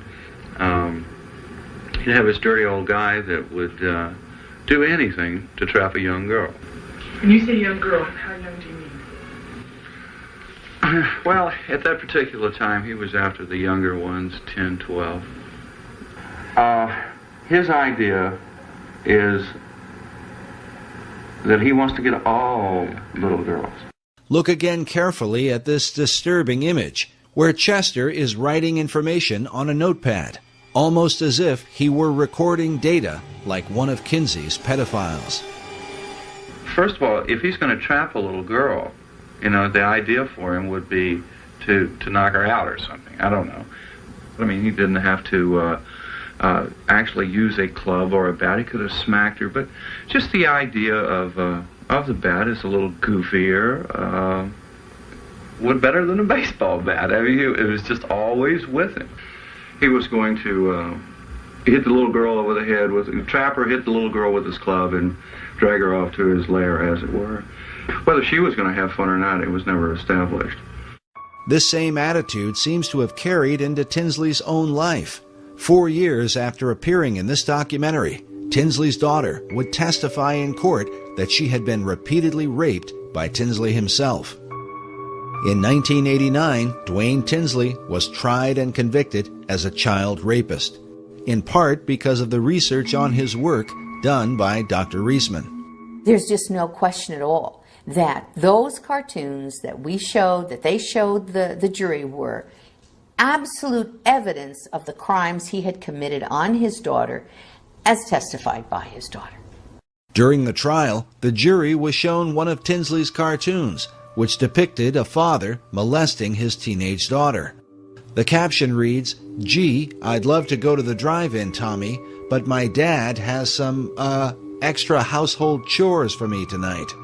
In court, Tinsley's daughter claimed that her father showed her this cartoon and said to her, "This is you and me." The Associated Press reported that Tinsley often said, "You can't write this stuff all the time if you don't experience it." There's no normal human being that can draw those things, that can put that kind of idea out there to the public, who is not experiencing that themselves. No, that's just not going to happen. But Tinsley was not alone. His employer, Larry Flint, was also accused by his daughter, Tanya Flint Vega, in her book, Hustled, in which she claimed that her father used the Chester the Molester cartoons to introduce her to the idea of sex, and then raped her when she was only 9 years old. Like many pedophiles, Larry Flint was never charged with a crime and openly denied his daughter's allegations. Even Hugh Hefner is said to have been guilty of statutory rape. According to biographer Russell Miller in his book, Bunny, The Real Story of Playboy, Hefner himself enjoyed making love to a schoolgirl who had attended his daughter's Sweet 16 birthday party. Miller's evidence was based on the testimony of the staff that worked in the Playboy mansion at the time. As with Larry Flint, Hefner was never charged with a crime. A major breakthrough for Hefner's Playboy magazine and child pornographers in general was the film Pretty Baby, starring Brooke Shields. A film briefly remembered during the recent controversy over the images of 15-year-old Miley Cyrus. Pretty Baby was the story of a 12-year-old girl who grows up with a prostitute mother and ends up losing her virginity in a whorehouse. People magazine ran a story saying Brooke Shields, 12, stirs a furor over child porn in films. Playboy featured images from the film, along with an interview with the film's director, Louis Malle. In the interview, Malle said, "When Playboy requested a photo that would express my personal vision of eroticism, I sent a shot of my 2-year-old daughter, Justine, naked. This led to the photos above of Brooke Shields, whom I cast in the title role of my new film, Pretty Baby."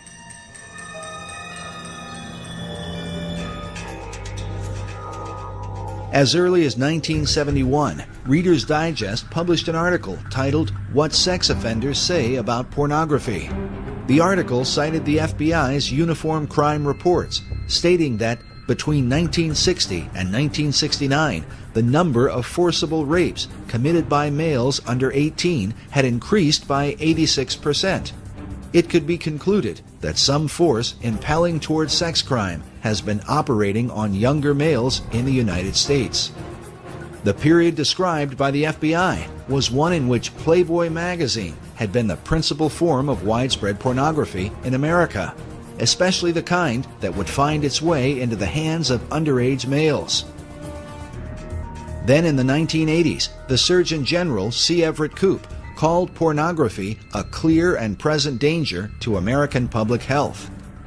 And who could forget the disturbing warning given by serial killer Ted Bundy in his final interview with Dr. James Dobson just hours before his execution in 1989.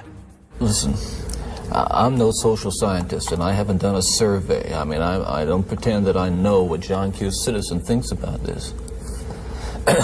But I've lived in prison for a long time now. And I've met a lot of men who were motivated to commit violence just like me. And without exception, Every one of them was deeply involved in pornography, without question, without exception, deeply influenced and consumed by an addiction to pornography. Despite these warnings, the so-called soft porn industry has been normalized in America, partly because some of the most powerful social and political leaders of the last half-century have given interviews and appeared in these magazines, helping to make them part of America's mainstream. Perhaps most famous was Jimmy Carter's Playboy interview in 1976 as a presidential candidate. While ultimately considered a political blunder, it undoubtedly sent a message of acceptability to the up-and-coming generation, to those who, in time, would end up running the country. As such, what sort of decisions would they make on behalf of America's women and children? It is also important to consider that the warnings from Ted Bundy and the Surgeon General were given years before the widespread use of the Internet, where today pornography is available to the masses like never before in history. The Internet, I'm not trying to say is a real negative and dark thing. There's a lot of positive and good things coming out of the Internet, but people need to be aware of the dark element that the Internet provides to people. And it's in a very private, secret place, so people can keep can be anonymous. Whereas, 20, 30 years ago, to go to a porn shop, you'd have to go to a seedy part of town and people would recognize you. It's not that way anymore. It comes right into your house. And that's why I think it's so dangerous. The idea that pornography doesn't really hurt anyone is a fallacious argument. How many marriages, how many tens of thousands, perhaps millions of people are hurting in their relationships because of pornography? And the guy who watches porn is basically probably going to get addicted to the porn. And if he does ever get married, sex is never going to be right because he's going to be so obsessed with the pornography that's not even real anyways. I believe that God intended sex to be between a man and a woman, a husband and a wife. You want to explain the images on the computer? This is nothing right here. Just because you're not out with some other woman doesn't mean that you're not being unfaithful to our marriage. And what else do you need? What do you need? I want my husband to be faithful. I want my husband to be a father to his children. I don't want him in his office watching pornography and telling me that he's trying to meet deadlines.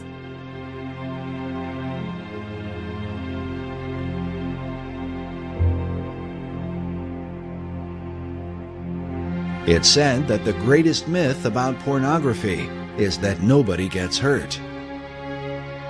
Some even argue that porn is a healthy outlet for men and women alike. But has this really proven to be the case? Or does an addiction to porn create a kind of shadow person, someone who ends up leading a double life? One that the rest of those in his world can only wonder about. And when his dark secrets are finally brought into the light, what will be revealed?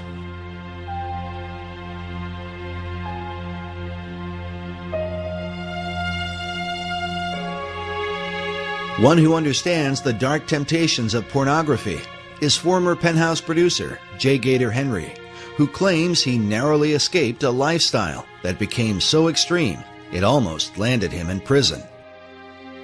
I'll say that, but for the grace of God, there go I when I see these men that are being arrested on the news. As a former producer for Penthouse magazine, Gator rubbed elbows with some of the big celebrities in Hollywood, including Ozzy Osbourne and Pamela Anderson. And as you would expect, his work exposed him to countless Penthouse models.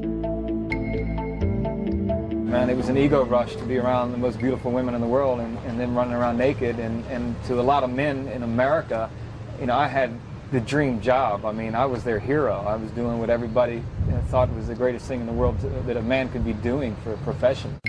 Gator believes his addiction to pornography began with a troubled childhood. My uncle had molested me when I was a child.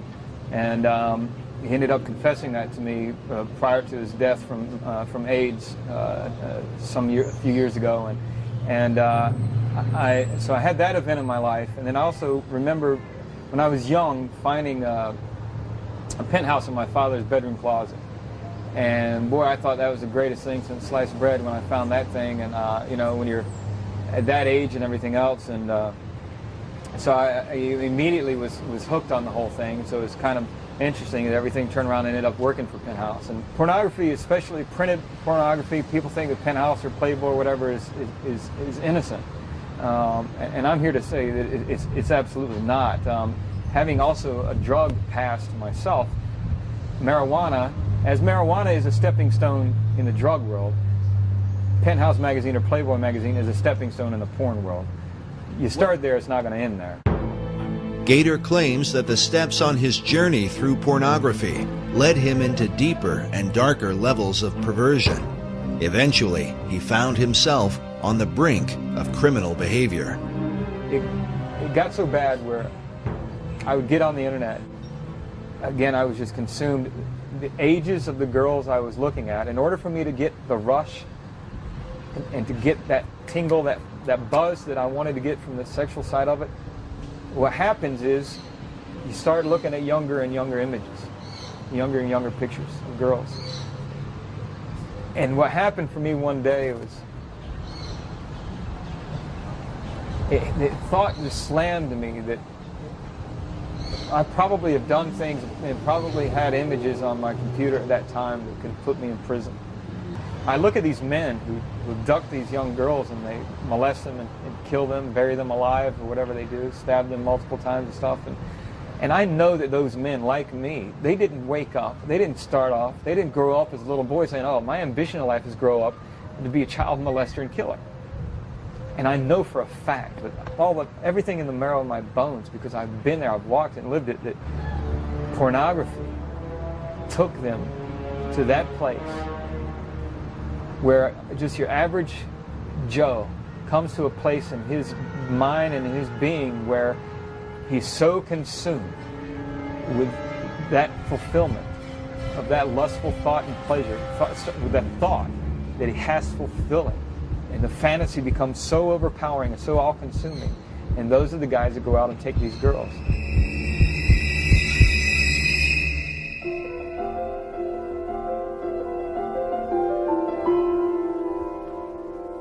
Thankfully, Gator Henry says that in his case, he never reached that point of criminal behavior. Today, he tells others he found strength to turn away from his dark addiction through his faith in God. I remember it now, and I saw myself, how wretched I really was before him, and how I had sinned against him, and he'd been so merciful to me. Dr. Judith Reisman has commented that in her more than 30 years of research, she has seen few, if any, escape their porn addiction except through anti-porn activism or faith-based programs. In Gator Henry's case, he says it was his Christian faith and the teachings he found in the Bible that kept him from becoming a sex offender. And what delivered me, what took me out of that, was plain and simple.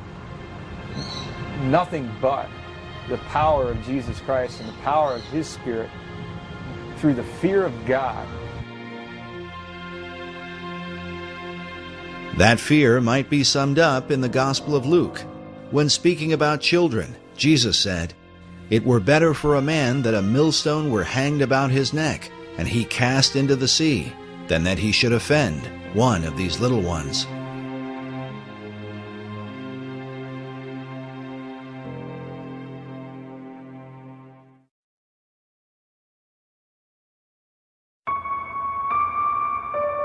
In 1994, an underground film was released titled Chicken Hawk: Men Who Love Boys. The film documented the lives of certain members of NAMBLA, the North American Man-Boy Love Association. The word chicken hawk is a reference in the gay community to older men who prey upon underage children, boys in particular. I have all my life been attracted to younger boys. Where are the boys? Boys are everywhere. You don't have. There's no one single place. There's the mall, the supermarket, the street, the sports event. I can look out my window and see the school, and it's like Moses looking across to the promised land. He kept making excuses to pull up his shirt and show me his belly in a highly flirtatious way to any ordinary boy lover such as myself, a very exciting and appealing way. Now, the Queen's Vernacular was considered to be the #1 gay lexicon dictionary for homosexual language. 12,000 words in this dictionary, and you open it up, and their mascot is, as was the mascot in The Advocate, a boy Scout in this case.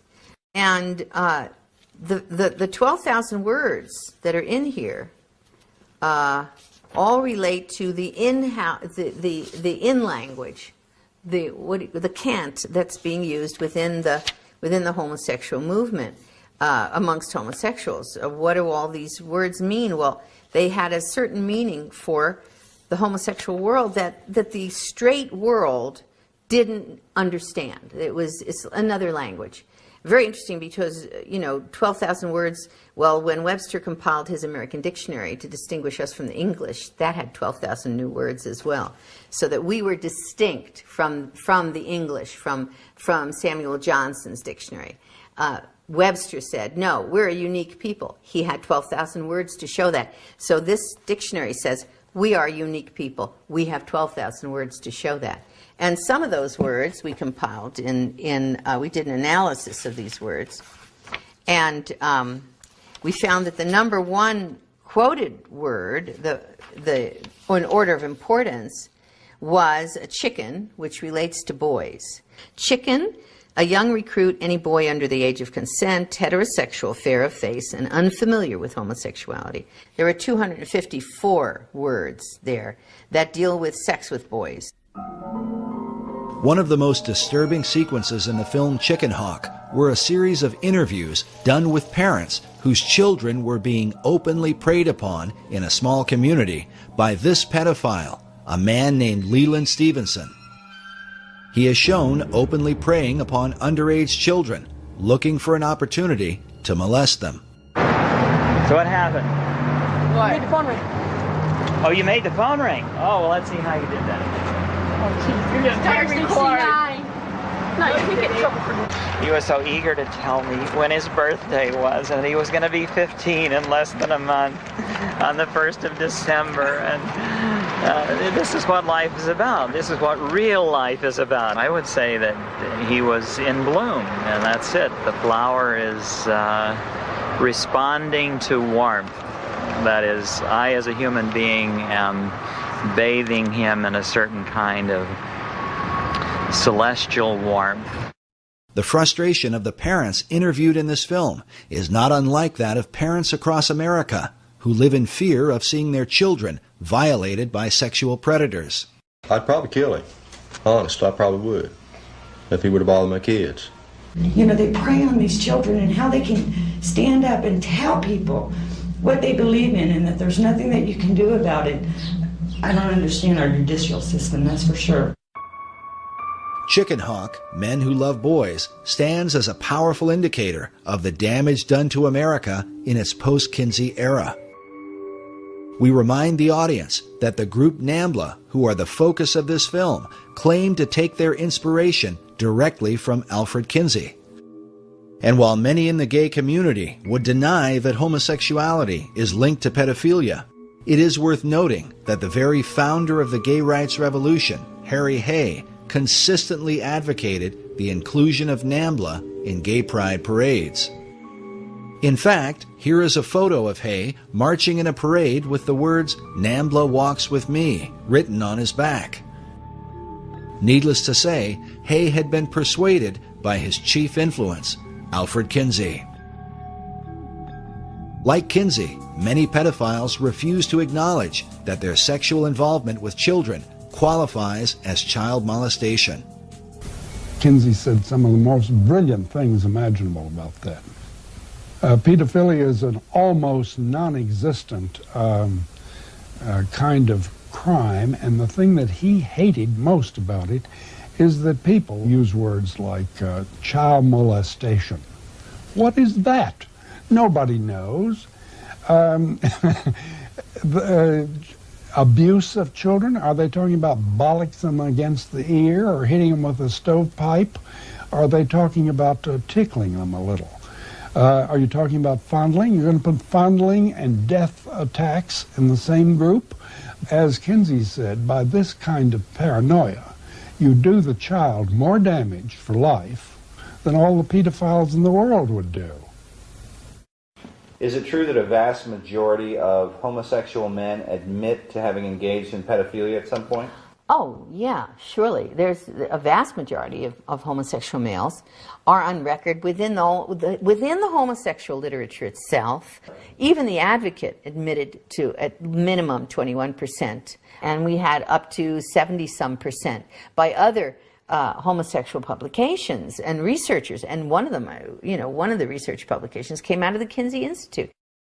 When we have this high rate of AIDS amongst young men who've been infected as boys, which means that they were basically being sexually assaulted, this is what I consider mass murder when you're talking about thousands of boys who have been molested by men who end up with AIDS. And we have a statement by one of the, in the Advocate, by one of the leaders in the homosexual movement who says, these boys are being used as sex toys, he says, I know that, by many homosexual males. He says they don't seem to think it matters. It doesn't matter to them because they're perceiving of these boys as sexual toys, and they're assuming that the boys, quote, like it. Well, it's back the same old business if she says no, no, no, but she really means yes, yes, yes, but it's applied to young boys.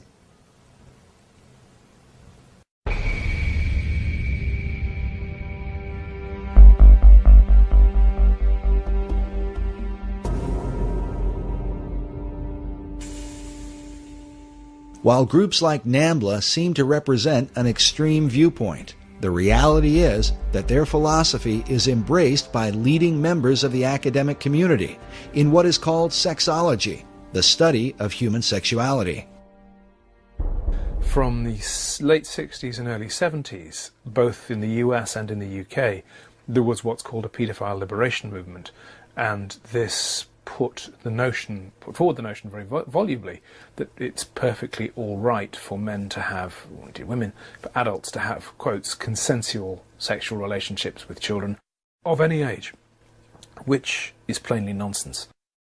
But the pedophile liberation movement is still at work in America's academic institutions and includes men who design the thinking behind what is taught in America's sex education programs. You roll it down the penis. And that protects the man when his penis is inside the woman's vagina. There was never any science in all this. It's got nothing to do with science. It's always been political. It's always been people's own sexual perversions that have driven them. And now that drives those sexual perversions into the schoolroom in the form of sex education curricula. Some of the leading pedophile supporters include the late Dr. John Money of Johns Hopkins University, Dr. John DiCecco, Professor Gilbert Hurt, and Dr. Hubert Kennedy, all out of San Francisco University. Perhaps the most influential was the late Dr. Vern Bulla from the Center for Sex Research at California State University, Northridge. Each of these men have either been editors for or have appeared in the Netherlands publication Paidica, the Journal of Pedophilia, a pseudo-academic journal specifically dedicated to normalizing and ultimately legalizing child molestation in society. Also appearing in Paidica was Dr. Ralph Underwager, who was often called as an expert witness in court cases involving child abuse. In his 1991 interview with Paidica, Underwager stated that pedophiles can boldly and courageously affirm what they choose. They can say that what they want is to find the best way to love, an acceptable expression of God's will for love and unity. It may take people being arrested. Revolutionaries have always risked arrest. As alarming as this is, during our investigation, we were surprised at the number of people who seemed to accept the pedophile philosophy. And how do you feel about the issue of child pornography? I kind of think that it probably doesn't make sense in the same way that nothing else makes sense, but unlike a lot of people who just have this visceral reaction to it, I kind of feel like if people are having sex and if they just want to do it, openly, it really shouldn't make a difference what age people are. It's our strict laws that result in so many of these kids being killed by child molesters because they're so afraid of what would happen to them if they get caught.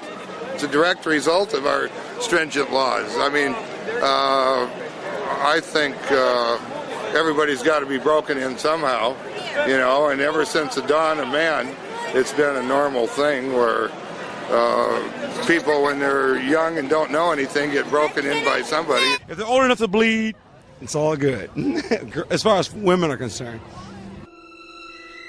Today, the two leading institutes that promote pedophilia are the Kinsey Institute in Bloomington, Indiana, which receives more than $700,000 a year in taxpayer funding, and in San Francisco, the Institute for the Advanced Study of Human Sexuality, a private institution founded by Kinsey's homosexual lover and co-author Wardell B. Pomeroy. Despite its storefront appearance, the Institute is said to be the Harvard University for all human sexuality training. This institute creates the PhDs, the master's degree people, the teachers, the bachelor's degrees, the safe sex educators, and a whole variety of other AIDS prevention people that go into the schoolrooms all over the country and teach children about homosexuality, heterosexuality, bisexuality, bestiality, condoms, and all the rest of it. Teach sex. In all cases, these are people who are Kinseyan trained. On their official website, the Institute states that there need to be sociosexual activities available to those disadvantaged because of age. Some believe this is a veiled reference to children, and that the Institute calls them disadvantaged because it's illegal for them to engage in sex. Can this really be the case? We decided to pay a visit to the Institute and question them about this and some other information on their website. Even if it's 2 minutes, the opinion... No, I really can't. No, can you answer one question for us, sir? Needless to say, our initial attempts were met with resistance. Can we get just one answer? On your website, which you make public, you say that you help those who are disadvantaged because of their age sexually. Does that add up to endorsing pedophilia? We do not endorse anything up there. I would strongly recommend that you turn the camera off and leave right now. This is private property. Get out. Despite what appears to have been a denial, the Institute's website declares it is the sexual right of all people to engage in sexual acts or activities of any kind whatsoever, and that people have the right to sexual entertainment, including sexually explicit materials dealing with the full range of sexual behavior. If taken literally, these so-called rights would obviously include pedophilia and child pornography.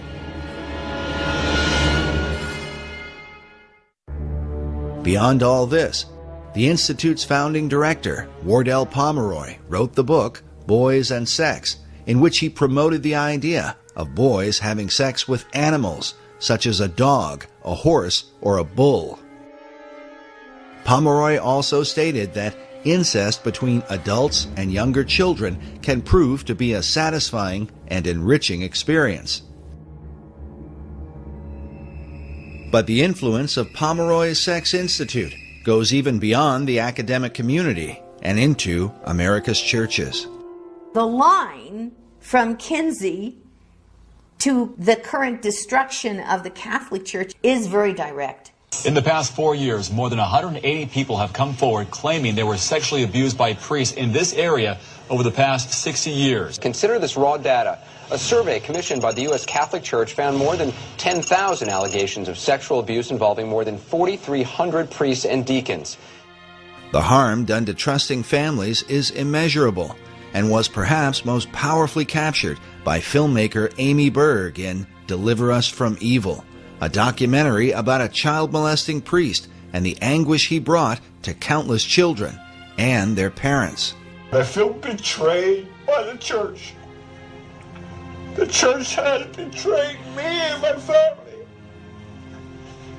and they destroyed it. When the Vatican II comes through and the whole notion of liberalizing the church emerges, this group of sexologists or psychologists who are trained by them go into the clergy, goes into the Catholic Church to help decide who makes a good priest. They throw out all the Orthodox applicants, and people who kind of are unsure or who are very sure, who are rather homosexual or something, they get put through. And the folks who are not quite as stable in a way in terms of their orthodoxy, they're permitted into the clergy to a great extent. And several of our key dioceses or the training, the places where the clergy are trained, bring in pornography from the Institute for the Advanced Study of Human Sexuality to train priests the same way the medical profession has been trained. Desensitizing the priests on issues of homosexuality and promiscuity and bisexuality and everything else, using that pornography to desensitize them and condition them, and in many cases, to seduce them. But the fallout has extended into mainstream Protestant churches as well, with one scandal after another, involving some of America's top evangelical leaders. I have sinned against you, my Lord. It just is a tragedy of the first order. You know, I could give you a theological reason, Nancy. I think the enemy of our souls, Satan, assaults the church and assaults the truth. As with Roman Catholicism, Protestant sex scandals all over the country often involve pedophile pastors and church leaders preying upon young children. While the hypocrisy involved is undeniable, can it be that this is the unavoidable conclusion of Kinsey's sexual revolution? A society so overwhelmed with temptation that even the most would-be pious members find it all but impossible to resist. And what will this mean for churches in America? There's a whole issue of denial. We have turned our back on understanding that this is a significant, profound problem in the church. And I think that there needs to be an awareness and education, and I think that pastors need to address it from the pulpit. Jeff Reinke is the marriage and family pastor of North Coast Calvary Chapel in Carlsbad, California. He believes that what we currently know about men struggling with sexual addiction in American churches is far worse than many Christian leaders are willing to admit. I am grieved at the lack of moral outrage that there is lacking today in our culture, and particularly in the church in the whole area of sexual perversion. I believe it is the Mount Whitney. I think addiction, in particular sexual addiction, is the Mount Whitney of sin in the church today. If I could use a more effective metaphor, I really think it's like an iceberg, is we just barely see the tip of it. But underneath the surface, there is such deep denial, and that denial is led to personal destruction, I think, particularly with men. This is nothing, right? This is nothing. Don't mean anything. This is nothing. I mean, I'm looking at a few pictures. Would you rather I'm actually with another girl? Like did I actually cheat on you? You know, actually, I would prefer that my husband not do either one. Are you trying to give me an option? It's either a prostitute or the computer?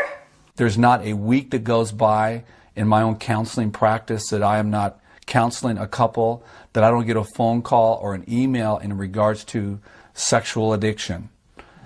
I had a wife whose husband is a lawyer in the area, and she's filing for divorce. For the last 6 years, he's been caught in prostitution, in pornography, in striptease centers and so forth. And she asked me this question. She said, how is it that he could call himself a Christian for the last 5 years, that he's been struggling with this stuff? How can he call himself a Christian? Could you tell me that, Pastor? When is it going to stop with you? I'm not covering for you anymore. Dude, what's there to cover? There's nothing wrong with this. Did you look at it? There's nothing wrong with this. Yeah, I did look at it, and so did your son. Yeah, so what? What kind of a father have you become? Now you're going to talk about me being a father? It's going to stop, and it's going to stop now. It already stopped. That's what you said months ago. What kind of marriage is this? You know, it's one thing that you make me feel like I'm not even your wife, that I'm worth nothing, that you have to look at magazines and porn. What do you expect from me? I can't even look at you anymore. How do I explain this to your children? You know, you've got a problem, and now you've made it ours. Fix it.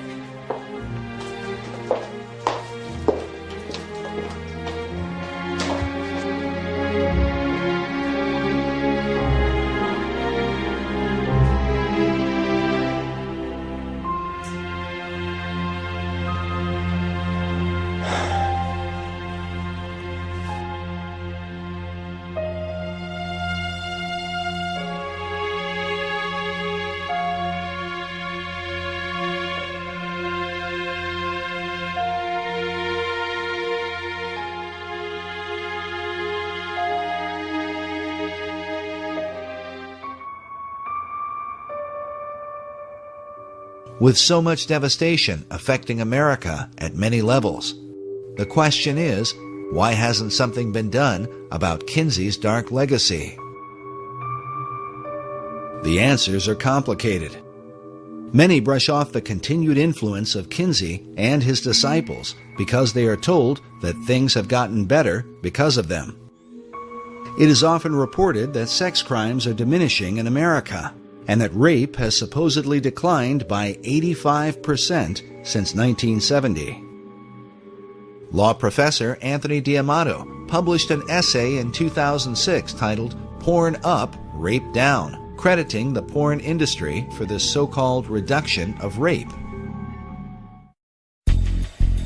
But leading members of law enforcement strongly disagree. Denver Police Lieutenant James D. Ponzi is a Regis University professor whose research on crime statistics has been presented at Harvard University and published in police journals across the country. Ponzi was quoted in Police Beat in May of 2005. He said, "In 1998, Shannon Schreiber was raped and murdered.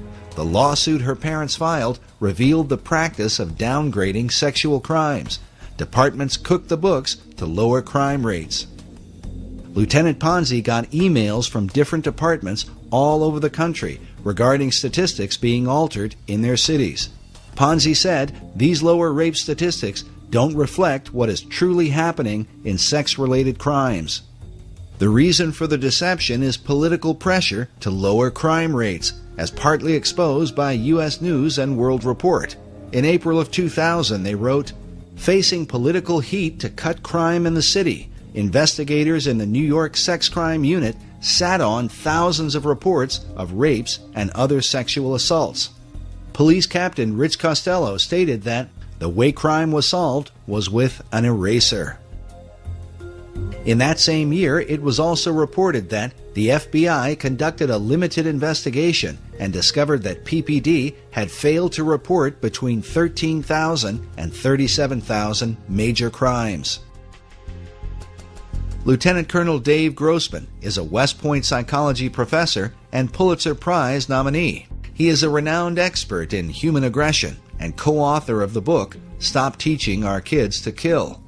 On crime statistics, he says, The downturn in violent crime in the U.S. in the 1990s is very deceptive. Violent crime is still about 5 times greater today per capita than it was in 1957. Grossman says the biggest factor for the lower crime rates is that we are lying about the data.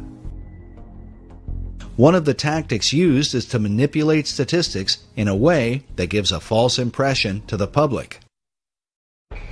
For example, at the beginning of this film, we told you that some 58,200 children are abducted each year by non-family members. This report from the Department of Justice goes on to say that only 115 of these are stereotypical kidnappings. But they define stereotypical kidnapping to include children who are held for ransom or transported a distance of 50 or more miles. The report goes on to say that of the 58,200 children abducted, about half of the victims were sexually assaulted. While most people will be left thinking only about 115 kids, the reality is that at least 29,000 children are kidnapped and raped in America each year. The report also says that this is an underestimate. Researchers like Lieutenant James Ponzi, who we spoke with during our investigation, believe that the real number is much higher than anyone is able to document. As parents and guardians, we should consider again carefully the words of former prosecutor Ann Bremner. And we also see in a lot of these kidnapping and death cases recently by sex offenders that your child can be lost in just an instant. So I think you have to be vigilant at all times. Be vigilant at all times.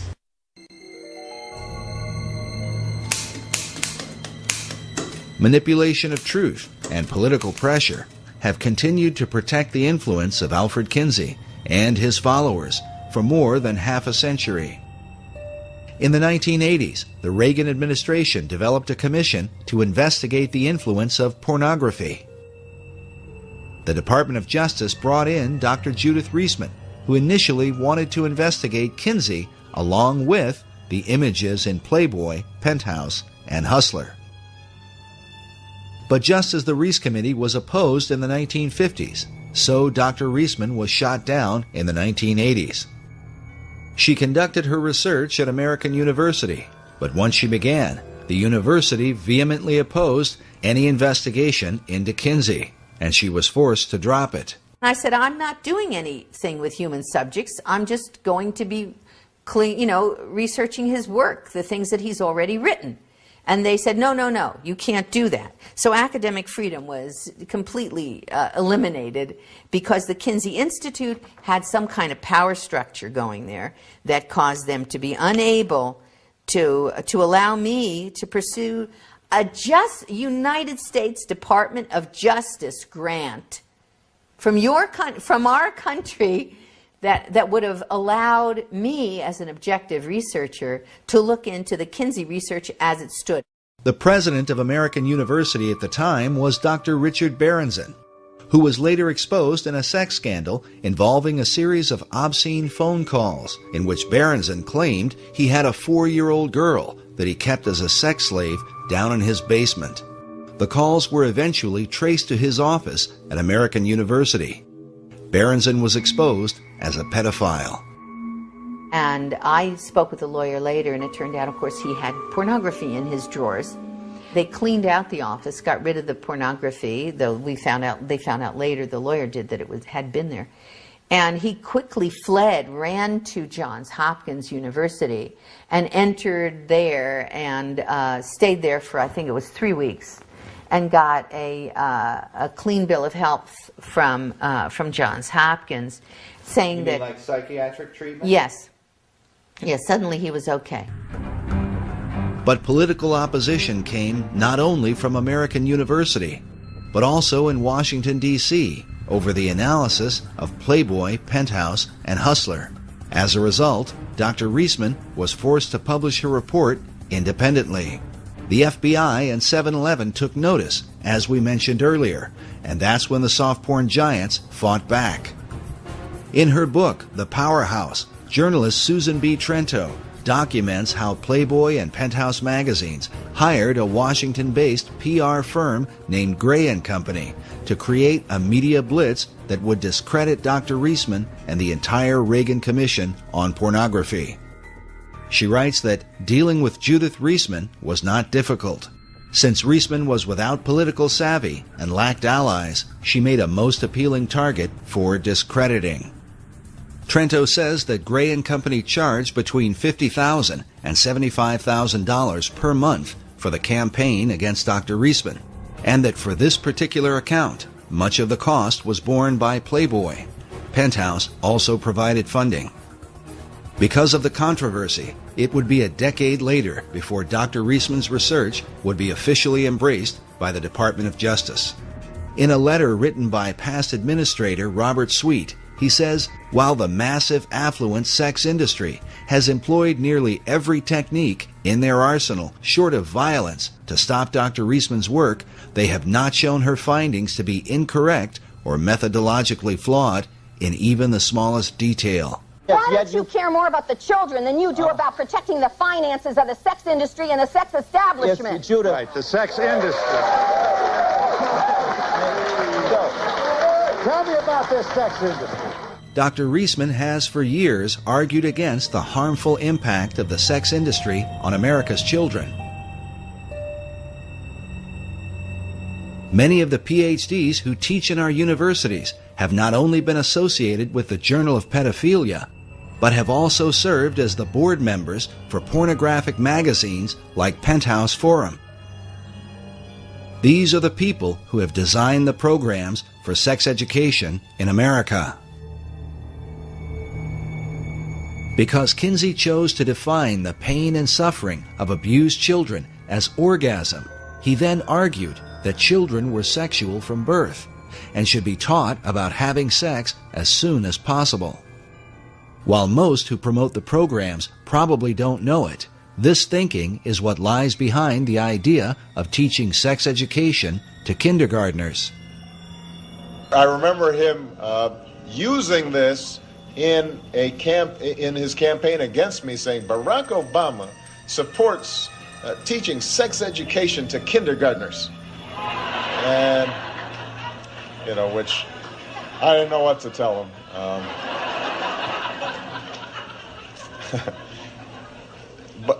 But it's the right thing to do. To provide age-appropriate sex education, science-based sex education, science-based sex education in the schools. Remember that this science-based sex education begins with the so-called scientific data gathered by Kinsey's pedophiles and recorded by him in his sex reports. Something that Kinsey's followers continue to insist is relevant in teaching our children today. These specific findings about these children are totally irrelevant to modern sex education. Consider again this image of a teacher showing what appears to be 6- and 7-year-old girls how to use a condom. Who will this 7-year-old be using a condom with? When you consider that the PhDs who have designed these programs openly support the pedophile philosophy, we can only wonder, is sex education really intended to protect America's children, or to condition them for seduction at the hands of a child molester? Why are America's children disappearing? For those who study the influence of Alfred Kinsey, the answer becomes more than clear. The Kinsey Institute continues to lead the way in sex education and continues to be funded by the American taxpayer. Dr. Reisman believes the Institute should come under an official investigation, something she was prevented from doing during her time at the Department of Justice. The Kinsey Institute was so frightened that the truth would come out. That time it was Reinisch, and then later it would be Bancroft, that they threatened lawsuits to everybody, and they pulled out every stop. They put the arm on everyone politically and institutionally. Their Rockefeller grants, their money, their funding from all kinds of other people would be pulled into play to stop Reisman from looking at the information that was right out there, that belongs in the hands of the American public, so that the American public can make their own decisions about whether this is true, whether I'm wrong and I should be sued or put in jail or something, fine. Or whether they're wrong and we need to have a proper investigation so that the American public knows the truth about our history and how come we're getting to where we are where we are in terms of the kinds of violence that are taking place in society and violence to children.